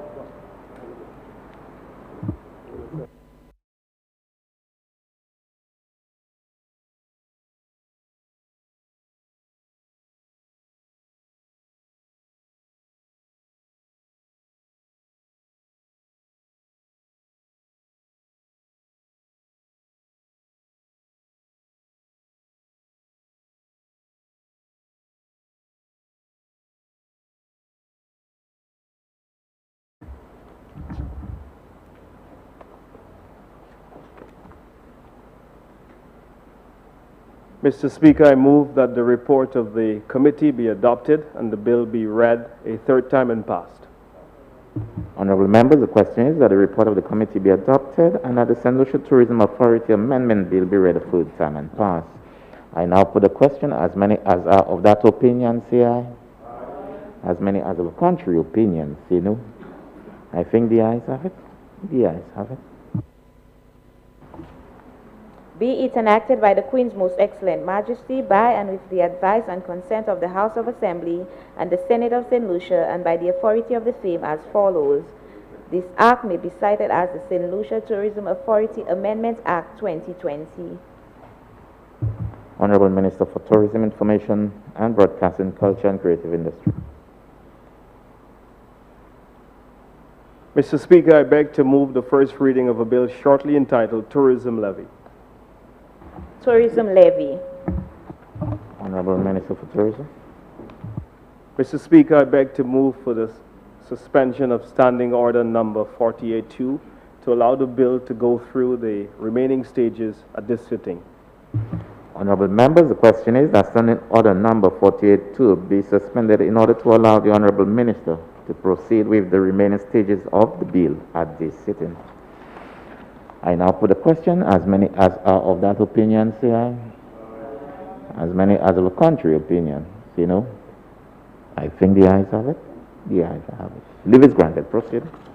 Mr. Speaker, I beg to move the second reading of a bill shortly entitled Tourism Levy. The Tourism Levy Bill and the SLT Amendment Bill have been developed as a response to the policy of the government of St. Lucia to develop financing arrangements away from the central government so that all associated marketing costs towards financial sustainability are assumed by the tourism sector. Mr. Speaker, this bill provides definitions for the terms used in the bill, for example, tourism accommodation services, accommodation period, average daily rate, business day, complimentary room are defined in this bill. Mr. Speaker, the St. Lucia Tourism Authority is responsible for administering the bill. However, in a case where the authority no longer exists, the minister responsible for tourism may designate another body to administer the bill, and all the functions and powers given to the authority are transferred to that new body. Mr. Speaker, the bills establish the powers and functions of the St. Lucia Tourism Authority as administrator of the tourism levy. The bills also clearly indicate that the tourism levy is imposed on the visitor. Consequently, registered accommodation providers are collectors of the levy and not payers of the levy. In administering the bill, Mr. Speaker, the functions and powers of the authority are broadened. The authority is responsible for registering tourism accommodation service providers, issuing a collector's certificate, assisting in reviewing the claims to which a collector is assigned, and receiving the tourism levy being collected and remitted by a collector under the bill.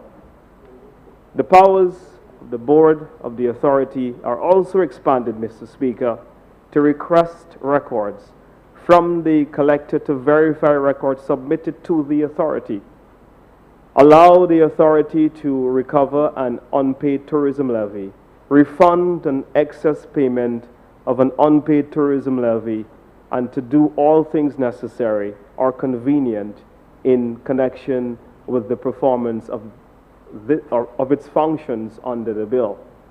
Mr. Speaker, the powers of the Board of the Authority also allow the authority to recover an unpaid tourism levy, refund an excess payment of an overpaid tourism levy, and do all things necessary or convenient in connection with the performance of its functions under the bill. Mr. Speaker, the bills outline the associated classes of the levy to be imposed and the parameters for remitting same fees collected by tourism accommodation providers to the St. Lucia Tourism Authority. Mr. Speaker, the Tourism Levy Bill makes provisions a collector to notify the authority of a change in its circumstance, such that a collector shall notify the authority in writing within 21 business days of a change in the name, address, place of business, constitution, or tourism accommodation service supplied. A change of address, Mr. Speaker, for which or name in which tourism accommodation services is being carried out, on a change in the circumstances if the person ceases to operate or closes on a temporary basis. Mr. Speaker, under the bill, the authority is expected to conduct an annual review of the class of which a collector is assigned. For such a review, the authority must be notified of any changes to circumstances of accommodation provider is faced with, and after carrying out same review, assign a collector to a different class for collection of a tourism levy. If during the review the authority determines that a collector must be reassigned to a different class, the St. Lucia Tourism Authority shall either cancel the collector's certificate, assign the collector to a different class for the collection of a tourism levy, or, Mr. Speaker, issue a new collector's certificate. Mr. Speaker, a collector shall compensate the St. Lucia Tourism Authority for the cost incurred for reassessment to a class under the bill. Under this bill, a collector, Mr. Speaker, shall display the collector's certificate in a conspicuous place at each business location. A collector who does not display the certificate is in contravention and commits an offense for which the collector can be found to be liable on summary of conviction to a fine not exceeding $500 per day, or each day or part of the day that the failure continues. Mr. Speaker, the authority is required to also keep and maintain a register of collectors with information on each collectors as deemed necessary, and to publish a list of collectors before the first day of January of each year in the Gazette.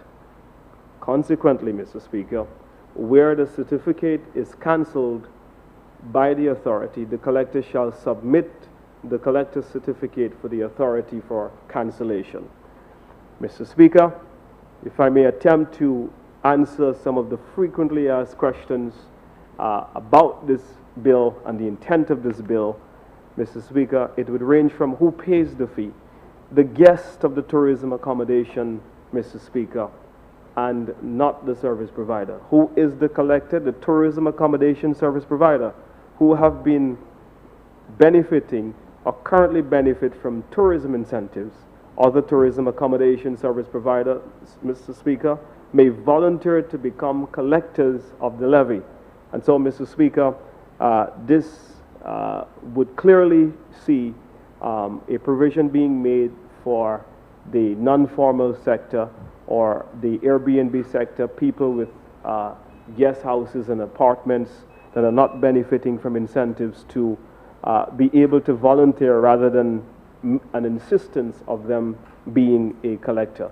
Mr. Speaker, in the event they want to participate in the marketing activities of the St. Lucia Tourism Authority, what we will do, Mr. Speaker, is to make allowance for them to voluntarily register, collect the tax from their guests staying in their various establishments, contribute to marketing brand St. Lucia, which is essential, Mr. Speaker, to the successful competitiveness of St. Lucia as it seeks to outdo other destinations around the Caribbean and small island destinations around the world. Mr. Speaker, is the alternative accommodation sector a collector? That is a fundamental question which this bill seeks to answer. If the alternative accommodation sector, Mr. Speaker, is the beneficiary of tourism incentives, that operator will become a collector as it constitutes part of the formal sector. Notwithstanding, Mr. Speaker, if an operator within this sector does not benefit under the tourism incentives and wants to become a collector, she may volunteer to register. Mr. Speaker, with this, I submit this bill to the Honorable House for discussion and debate.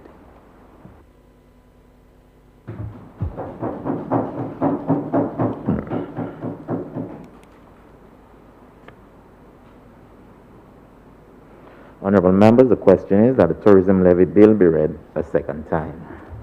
Honorable Leader of the Opposition.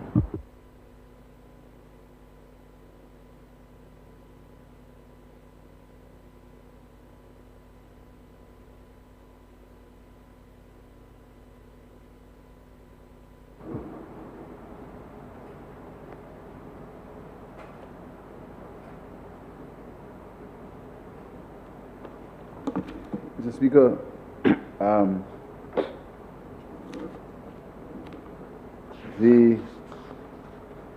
the Tourism Levy Act, Mr. Speaker, I want to just deal with the Schedule 1. Mr. Speaker, I heard the Minister try to explain that, and I just need, if you would think it wise to explain to me. He said that the hotels that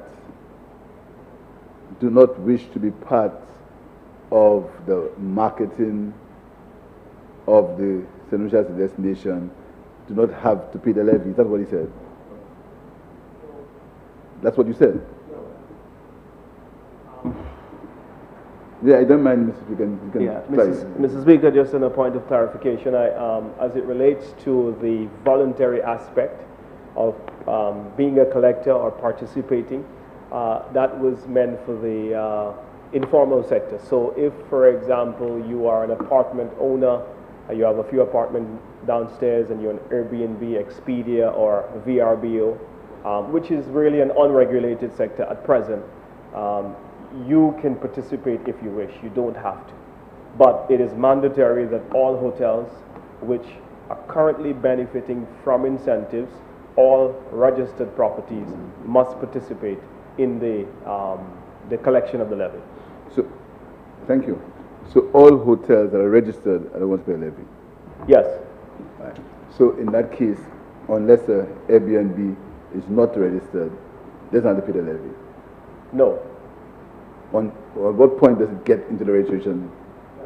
Well, there is a clause in the bill which allows them to voluntarily do so, because we do appreciate, Mr. Leader of the Opposition, once they apply for concessions, they must. But as well, even though they're not benefiting, they can still register, because we do understand the benefit to a number of small properties by being on the Tourism Authority website, for example, by being able to register for marketing programs, for example. But they must collect the fee from the guests that are staying in their various establishments. All right. Thank you. Now, Mr. Speaker, the accommodation tax, as stated in the levy, is per guest and is charged on the nightly rate, or the nightly rate, in that case, the average daily rate or the nightly rate. I understand what that means. Now, the all-inclusive guests that is involved, that when they sell a tour or they sell a room, they sell it with food and beverage. So they pay per guest. Now the hotel that does not sell an all-inclusive package, they pay the 7% per guest, and do they have to pay the 10% on their food and beverage and etc.? No. So, all right. Honorable Prime Minister, we're in debating. Through you, Chair. The all-inclusive rate. Honorable Prime Minister. Oh, my apologies. The all-inclusive rate is at 10%, which it's impossible to separate the food and the beverage part from it. So remember, so the amount would be greater. That's why the amount that they're paying on a per head tax is higher. So instead of paying 3, they're paying 6 per person. But anything that's less than $120, which is generally the EP properties, they're paying $3 per person. All right. Now the EP property pays well 3 or 6 whatever. Yeah. Then. Now do they have to pay 10% on the food and beverage that they charge? They have to pay. So theoretically the EP may be disadvantaged, or they may pay more tax. Mr. Speaker? Yeah, sure, I can. No Mr. Speaker, no, because exactly what the Minister of Tourism pointed out, in fact, the consumer is paying it. So when you go to a restaurant at a hotel, and you get your bill, it'll be the bill plus the 10%. So it's the consumer that's really paying for it. It's not the hotelier that's paying for it. So the guest pays for it. There's nobody really at the disadvantage. Right.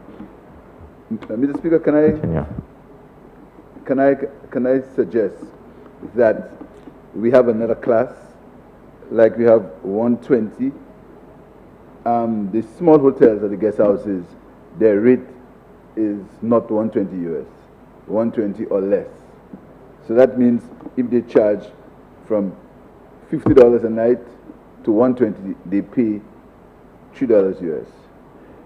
Considering the fact that a lot of these small hotels have not opened because they haven't met the criteria, quite rightly so, to open, can we have another tier like of classes, see all those below $60, 60 US, which is more like the charge of a guest house, and you take that to $150 or $2, so that these small hotels can have a breather, and they cannot be in the, because a 120, a hotel that charges 120 US is good 3-star class hotel, compared to a guest house that will charge 80 US.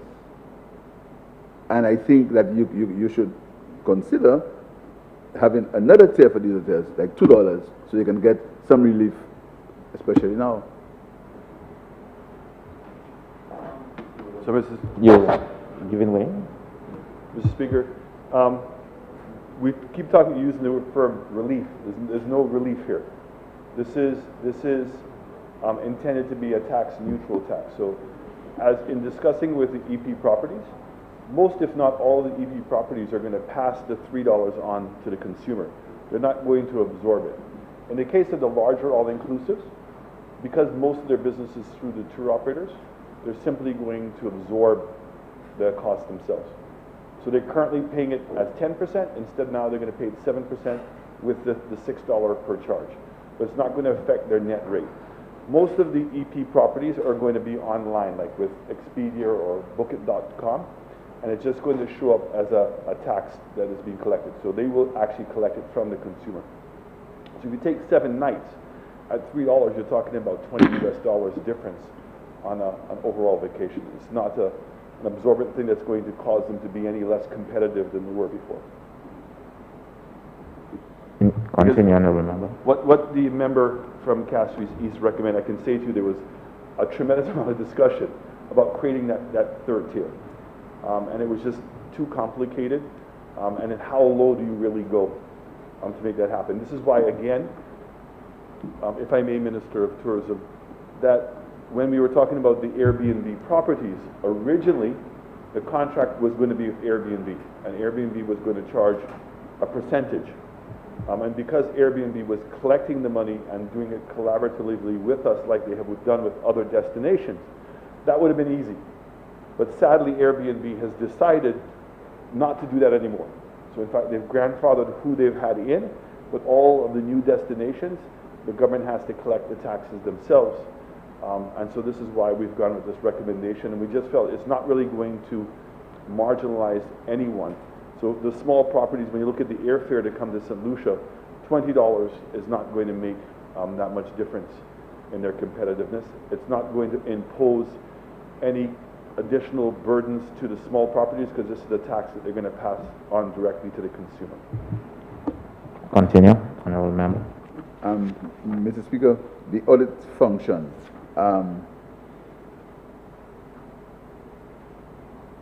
Who will be in charge of the audit function to ensure that the levy is being collected accurately?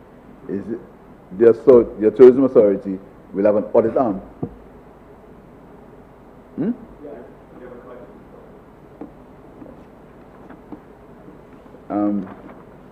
So will there be any relationship with the Inland Revenue?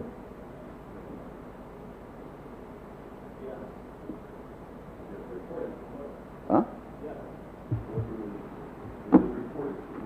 Honorable members, let's it's your presentation, so Mr. Speaker, my concerns, Mr. Speaker, is that I don't want it to be. I heard the Prime Minister. I don't want the small hotels or the small guest houses to be disproportionate in the taxes, because, as you know, they are under a lot of pressure at this point.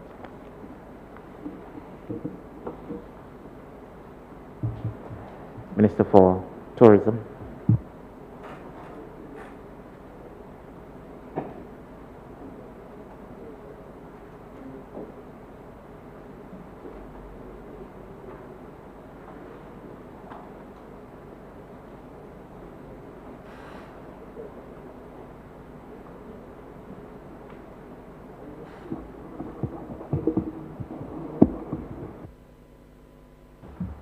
Thank you, Mr. Speaker. Mr. Speaker, I just want to take this opportunity to assure the Leader of the Opposition and the member for Castries East that the small properties are well catered to in this exercise, and that the construct of this legislation will not disadvantage them. At present, they have the option to come in or not to come in. They have the option of registering or not to register. We continue to consult with the many small properties all over St. Lucia under the Vacation Rental Association and those that are under the banner of the SLHTA, and their concerns are going to be well noted as we go forward in the establishment of this initiative. But I think that what we have done over the last 3 years is we've engaged in significant consultation with the industry. We have looked at the DMCs, addressed their concerns, restaurants, and we've been really back and forth with the hoteliers to make sure that we arrive at the best formula. Now, 3.5 years later, we are here, and I think that the various assumptions which have been made by both sides, we have the opportunity to be able to address those issues in future amendments to this bill. So I believe that the consultations have been far and wide. A lot of work has gone into this. I want to thank the staff of the Ministry of Tourism. I want to personally thank the AG's office and my permanent secretary and the staff of the Ministry of Finance for all the work that they have put into this and to make this possible. And I am very happy, Mr. Speaker, for the fact that the Tourism Authority can now move to another level as part of a transition which began, Mr. Prime Minister, many, many years ago, as we sought to shift the St. Lucia Tourist Board to the St. Lucia Tourism Authority. And what we were thinking, Mr. Speaker, is that in order for the destination to go forward, that we had to change the manner in which we were marketing tourism. We had to remove, for example, initiatives that were a drain on the resources of the marketing budget. We spent a lot of money in events, and we spent a lot of money on administrative costs. So between admin costs and events, the St. Lucia Tourism Board, under its old construct, with a budget of about $34 million, exhausted some $23 million. So, Mr. Speaker, when you took away the admin and the events costs, there was really very little left to do the marketing. And what we thought we had to do was to streamline, to restructure, to come out cleaner, more nimble, more efficient, and bring the main marketing arm of the destination up to the times.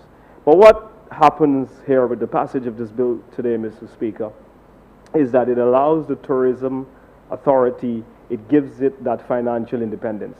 The member for Micoud South will tell you that while he was the Minister of Tourism, he had a budget of $50 million one year, and then the 2008 crash came.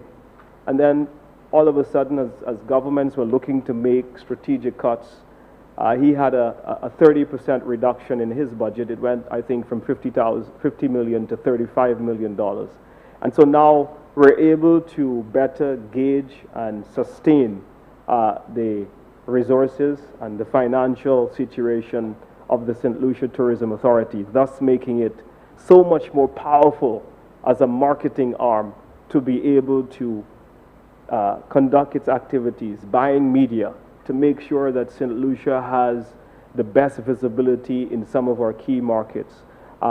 Making sure, Mr. Speaker, that we do our press trips and travel agent farms and all of those activities, Mr. Speaker, in a manner that would allow us to win and come out as number one. And so, Mr. Speaker, as I put this bill for debate, I must deal with one other matter. And that is, Mr. Speaker, one of integrity. Mr. Speaker, I want to place on record my own disappointment with the attitude of a particular member, the member for Castries South, as it relates to attempts made here in this house. Honorable Member. To address. Honorable Member. Yeah. If you, a couple of things. One, if you go into question the action of a member in the House, you may have to bring it up by a substantive motion. And that's the first thing. And the second thing, you're rebutting at this time. Yeah. So, yeah, yes. So, Mr. Speaker, a lot was said. So I'm saying to you, yeah, you're rebutting. He has not said a thing on this bill. Yeah, Mr. Speaker, a lot was said outside of the House on this. No, I don't. No, that's okay. And no. Too much was said outside of the House on this bill. Move on. Yeah, and so, Mr. Speaker, the false information which was spread, Honorable Member, as it pertains to this bill, Mr. Speaker, at no time were we trying, by the passage of this legislation, to marginalize anyone, to penalize anyone, or to cause anyone to go to jail. As suggested, Mr. Speaker, all we were trying to do was to restructure the marketing budget of the Tourism Authority. Mr. Speaker, when we said accommodation services, we never meant that if you rent your apartment to a friend coming from Trinidad for Carnival, that somehow you have got to pay for this fee. The name of the legislation has always been and still is the Tourism Levy Bill. And so, Mr. Speaker, the Tourism Levy Bill, if that is the bill being debated in the House, how could it be that you're referring to residential apartments? And so, Mr. Speaker, I just want to re-emphasize the clarification that we have always meant and always been talking about tourism accommodation services and all of the people that are participating in that sector. And so, Mr. Speaker, I want to make that clear, and I cannot re-emphasize enough, lest that we are misconstrued again, that this is what we're seeking to do. We are not trying to penalize people who are on Airbnb, VRBO, and other booking websites. We are basically saying that if you would like to participate in the marketing activities of the Tourism Authority, if you would like to gain concessions, what we are saying is that you must get registered to do so and become not a taxpayer of this levy, but a collector of this levy, which is passed on to tourists. Mr. Speaker, the game changer is going to be the passage of the village tourism legislation. And what we intend to do, Mr. Speaker, is when we come to the next few sittings, Mr. Speaker, is to introduce the village tourism bill. And in this bill, Mr. Speaker, we will allow all small establishments to be able to gain incentives. There is a provision in the standing order. The standing order is dealing with anticipation. I'll just bring it up to your attention that one should not anticipate what would come to this House. Thank you, Mr. Speaker. So what we would like to do, Mr. Speaker, the policy is to restructure the tourism industry in a manner that everyone can gain incentives. So at present, Mr. Speaker, under the Tourism Incentive Act and the Tourism Stimulus and Investment Act, individuals are only allowed to gain incentives if they have 6 rooms or more. But, Mr. Speaker, what we would like to do is to make sure that whether you are renting an Airbnb apartment in Dennery North, that we can give you the opportunity wherever you have your Airbnb and wherever you are participating in this industry as an accommodation provider, that you will be able to gain incentives whether you have 6 rooms or more. And so, Mr. Speaker, this is going to be a very game-changing piece of policy which we will institute, but also with the establishment of Village Tourism Incorporated, what we will do, Mr. Speaker, is level the playing field of the capacity that exists. So, you know, Mr. Speaker, very often in small businesses, you would have to, for example, be your own HR person, your own marketing, your own interior designer, your own maintenance person. But with the village tourism range of services, we will give you the technical support that you require. And it's all about empowering St. Lucians to be part of this industry, Mr. Speaker, one of the largest and fastest growing and most dynamic industry in the world, Mr. Speaker, is to give them a better and greater enabling environment to participate within the tourism sector as business people. Mr. Speaker, we go further. Loans are at the Development Bank already. We've signed an agreement with the CARICOM Development Fund to make those loans available to small businesses so that those small businesses can participate in the industry.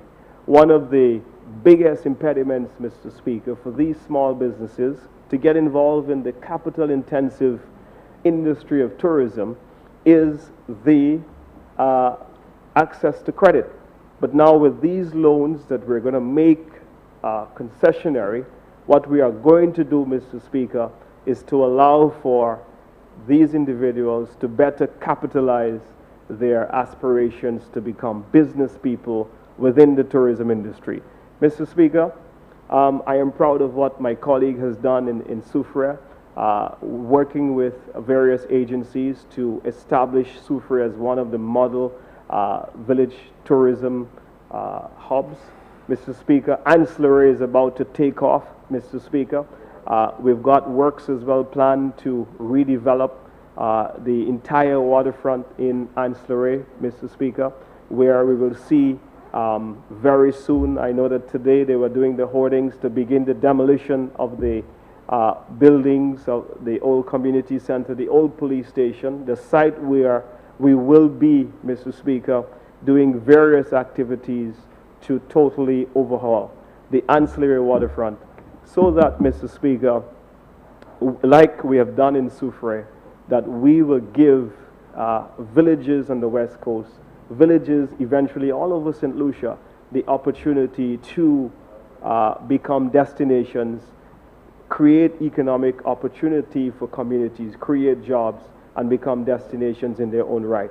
Mr. Speaker, Groseley, a lot of work has been planned for Groseley as well, Mr. Speaker, to redo the waterfront in Groseley and to allow Groseley to participate in the resuscitation and the management of the overcrowdedness which may exist in Raidwee and Pigeon Point, and some of those areas, Mr. Speaker, where you do find that individuals may find it crowded or may have an experience that is undermined. We will definitely enhance totally those experiences with the Groseley waterfront development. So, Mr. Speaker, a lot of big plans in the works to develop the infrastructure of the communal facilities within the three main villages of Soufrière, Ancillary, and Groseley to begin with as projects. And then, Mr. Speaker, what we will do is create the credit, create the management capacity, create the legislative environment.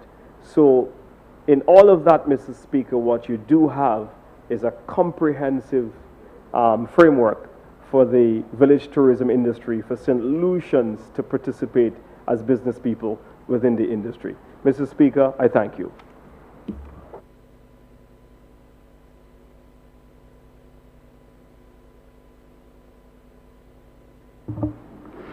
Honorable members, the question is that a tourism levy bill be read a second time. I now put the question. As many as are of that opinion, say aye. As many as of a contrary opinion, say no. I think the ayes have it. The ayes have it. An act to provide for the imposition, collection, and remittance of a tourism levy and for related matters.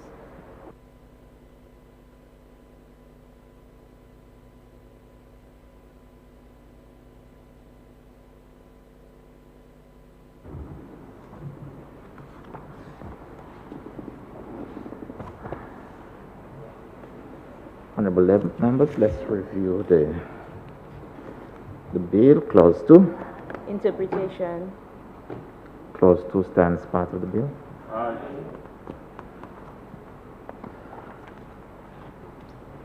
Part 1, clauses 3 to 5. Administration. Part 1, clauses 3 to 5 stands part of the bill. Aye. Part 2, clauses 6 to 7. Imposition and rate of tourism levy. Part 2, clauses 6 to 7 stands part of the bill. Aye. Part 3, clauses 8 to 17. Collector of tourism levy. Part 3, clauses 8 to 17 stands part of the bill. Aye. Members, just before you continue, are you raising any of your issue, or you have had enough answers provided by the minister? That's fine. Part 4, clauses 18 to 22. Collection and recovery of tourism levy. part 19, No, 2, not part. You're referring to clause 9. clause. Clause 19. Clause 19 19. to 4. Page 15. Page 15. Clauses. Page 15. Page 15. The name and age of a guest who occupies a room. Okay, page 15, line 1, 2, 3, 4, 5, 6, 7, which is E4. Yeah, you want the room number signed and the name of the guest.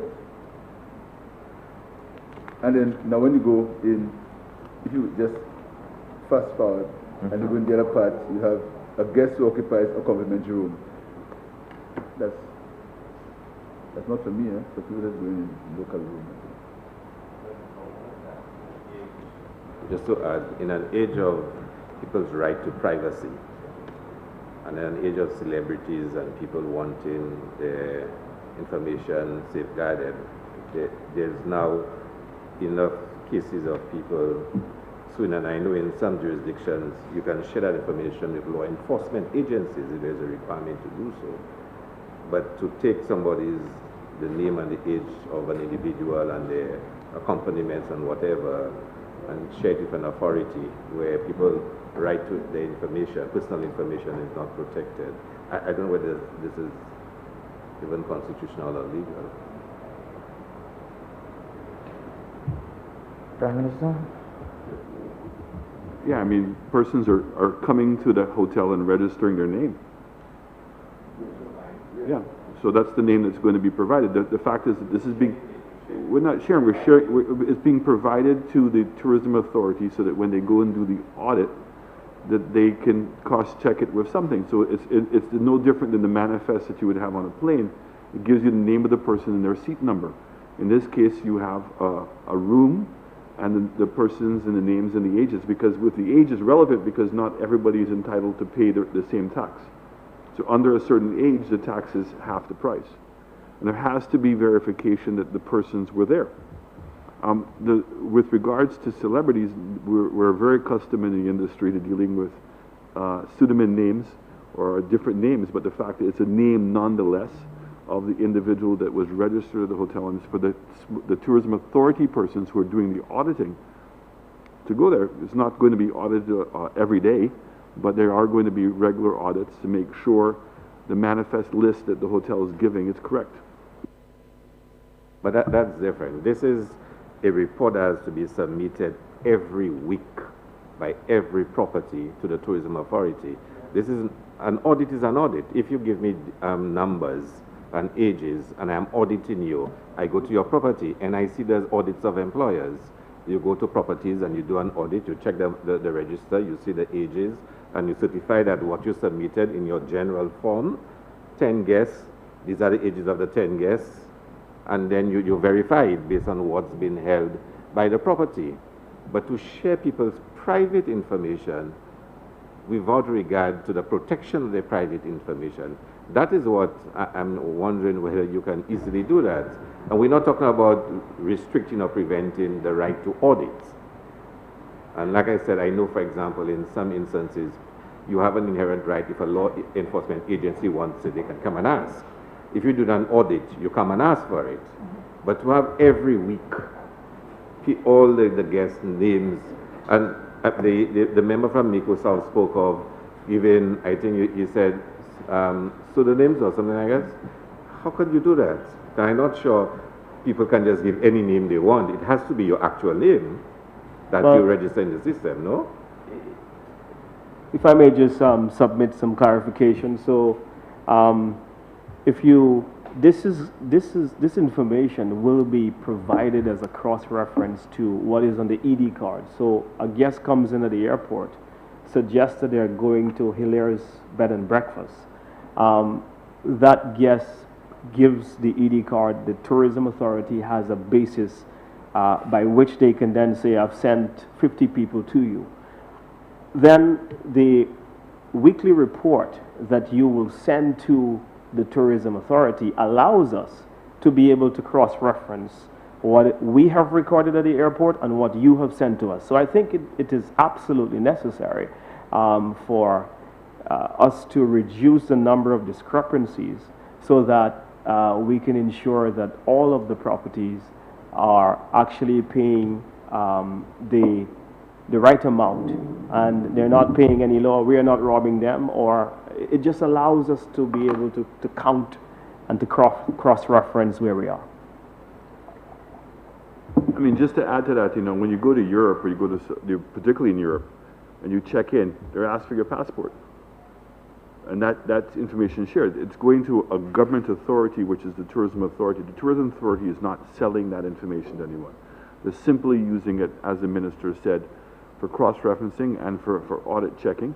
And the other value is that one of the things that I've certainly lamented, I'm sure maybe, I don't know, member from Castries East would have also had the same frustration, that when we have hurricanes and that we have people here, we don't even know who's here.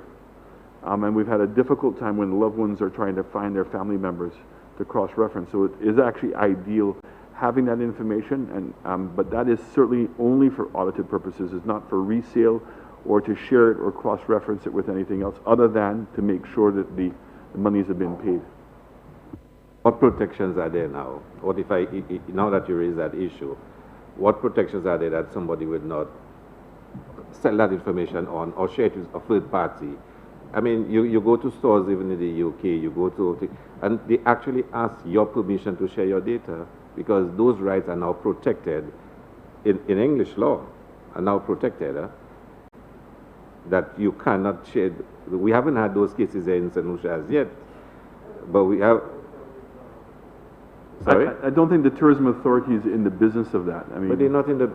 Okay, so I mean, certainly I know that one of the things that they will be doing is asking them if, in fact, that they want to receive regular emails, which is something that we have anyway. So the tourism authority is not. It's a government agency. They're not in the business. I mean, if it was done, it would be done unauthorized. And certainly persons would be subject to the law, but that's not what the intention of the tourism authority is.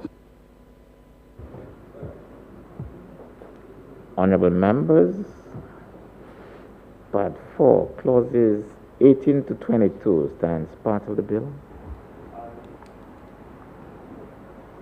Part 5, clauses 23 to 25. Refund of tourism levy. Part 5, clauses 23 to 25 stands part of the bill. Part 6, clauses 26 to 28. Miscellaneous.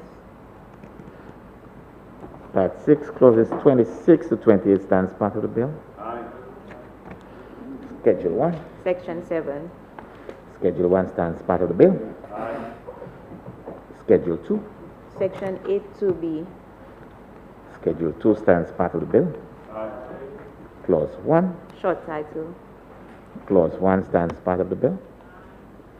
Honorable members, the question is that a committee rises and the bill be reported. I now put a question. As many as are of that opinion, say aye. As many as of a contrary opinion, say no. I think the ayes have it.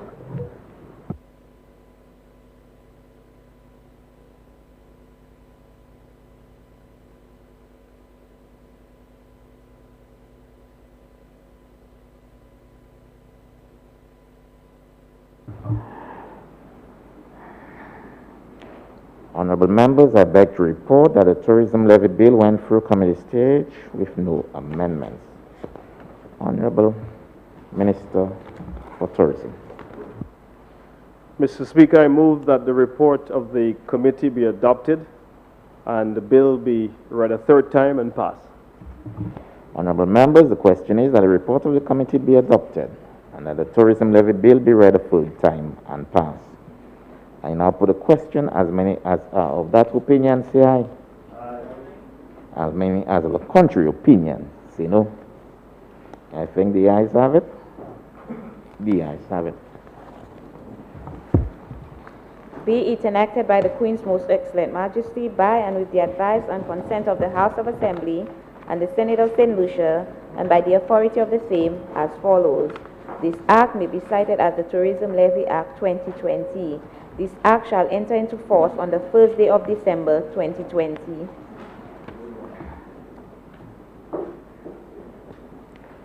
Honorable Prime Minister.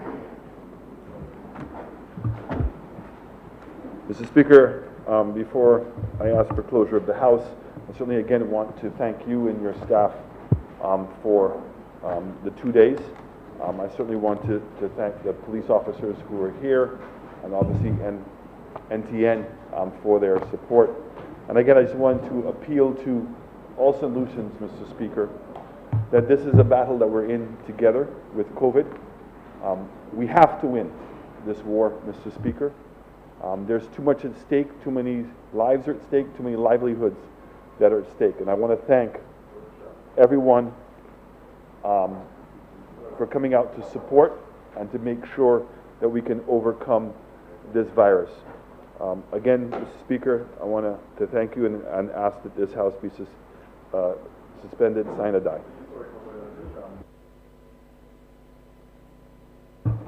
Honorable members, the question is that this House do stand adjourned sine die. I now put a question. As many as are of that opinion, say aye. As many as of a contrary opinion, say no. I think the ayes have it. The ayes have it. House is adjourned.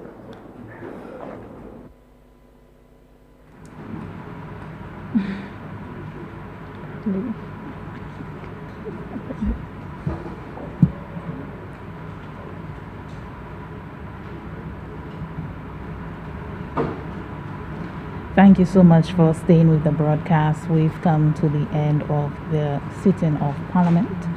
The debate ended with the tourism levy bill going through all its stages without amendments and being passed. Please join us for the sitting of Senate tomorrow, Thursday, 12 November 2020 at 10 a.m. Once again, we thank you for joining us for the broadcast, and everyone do have a wonderful evening. Thanks.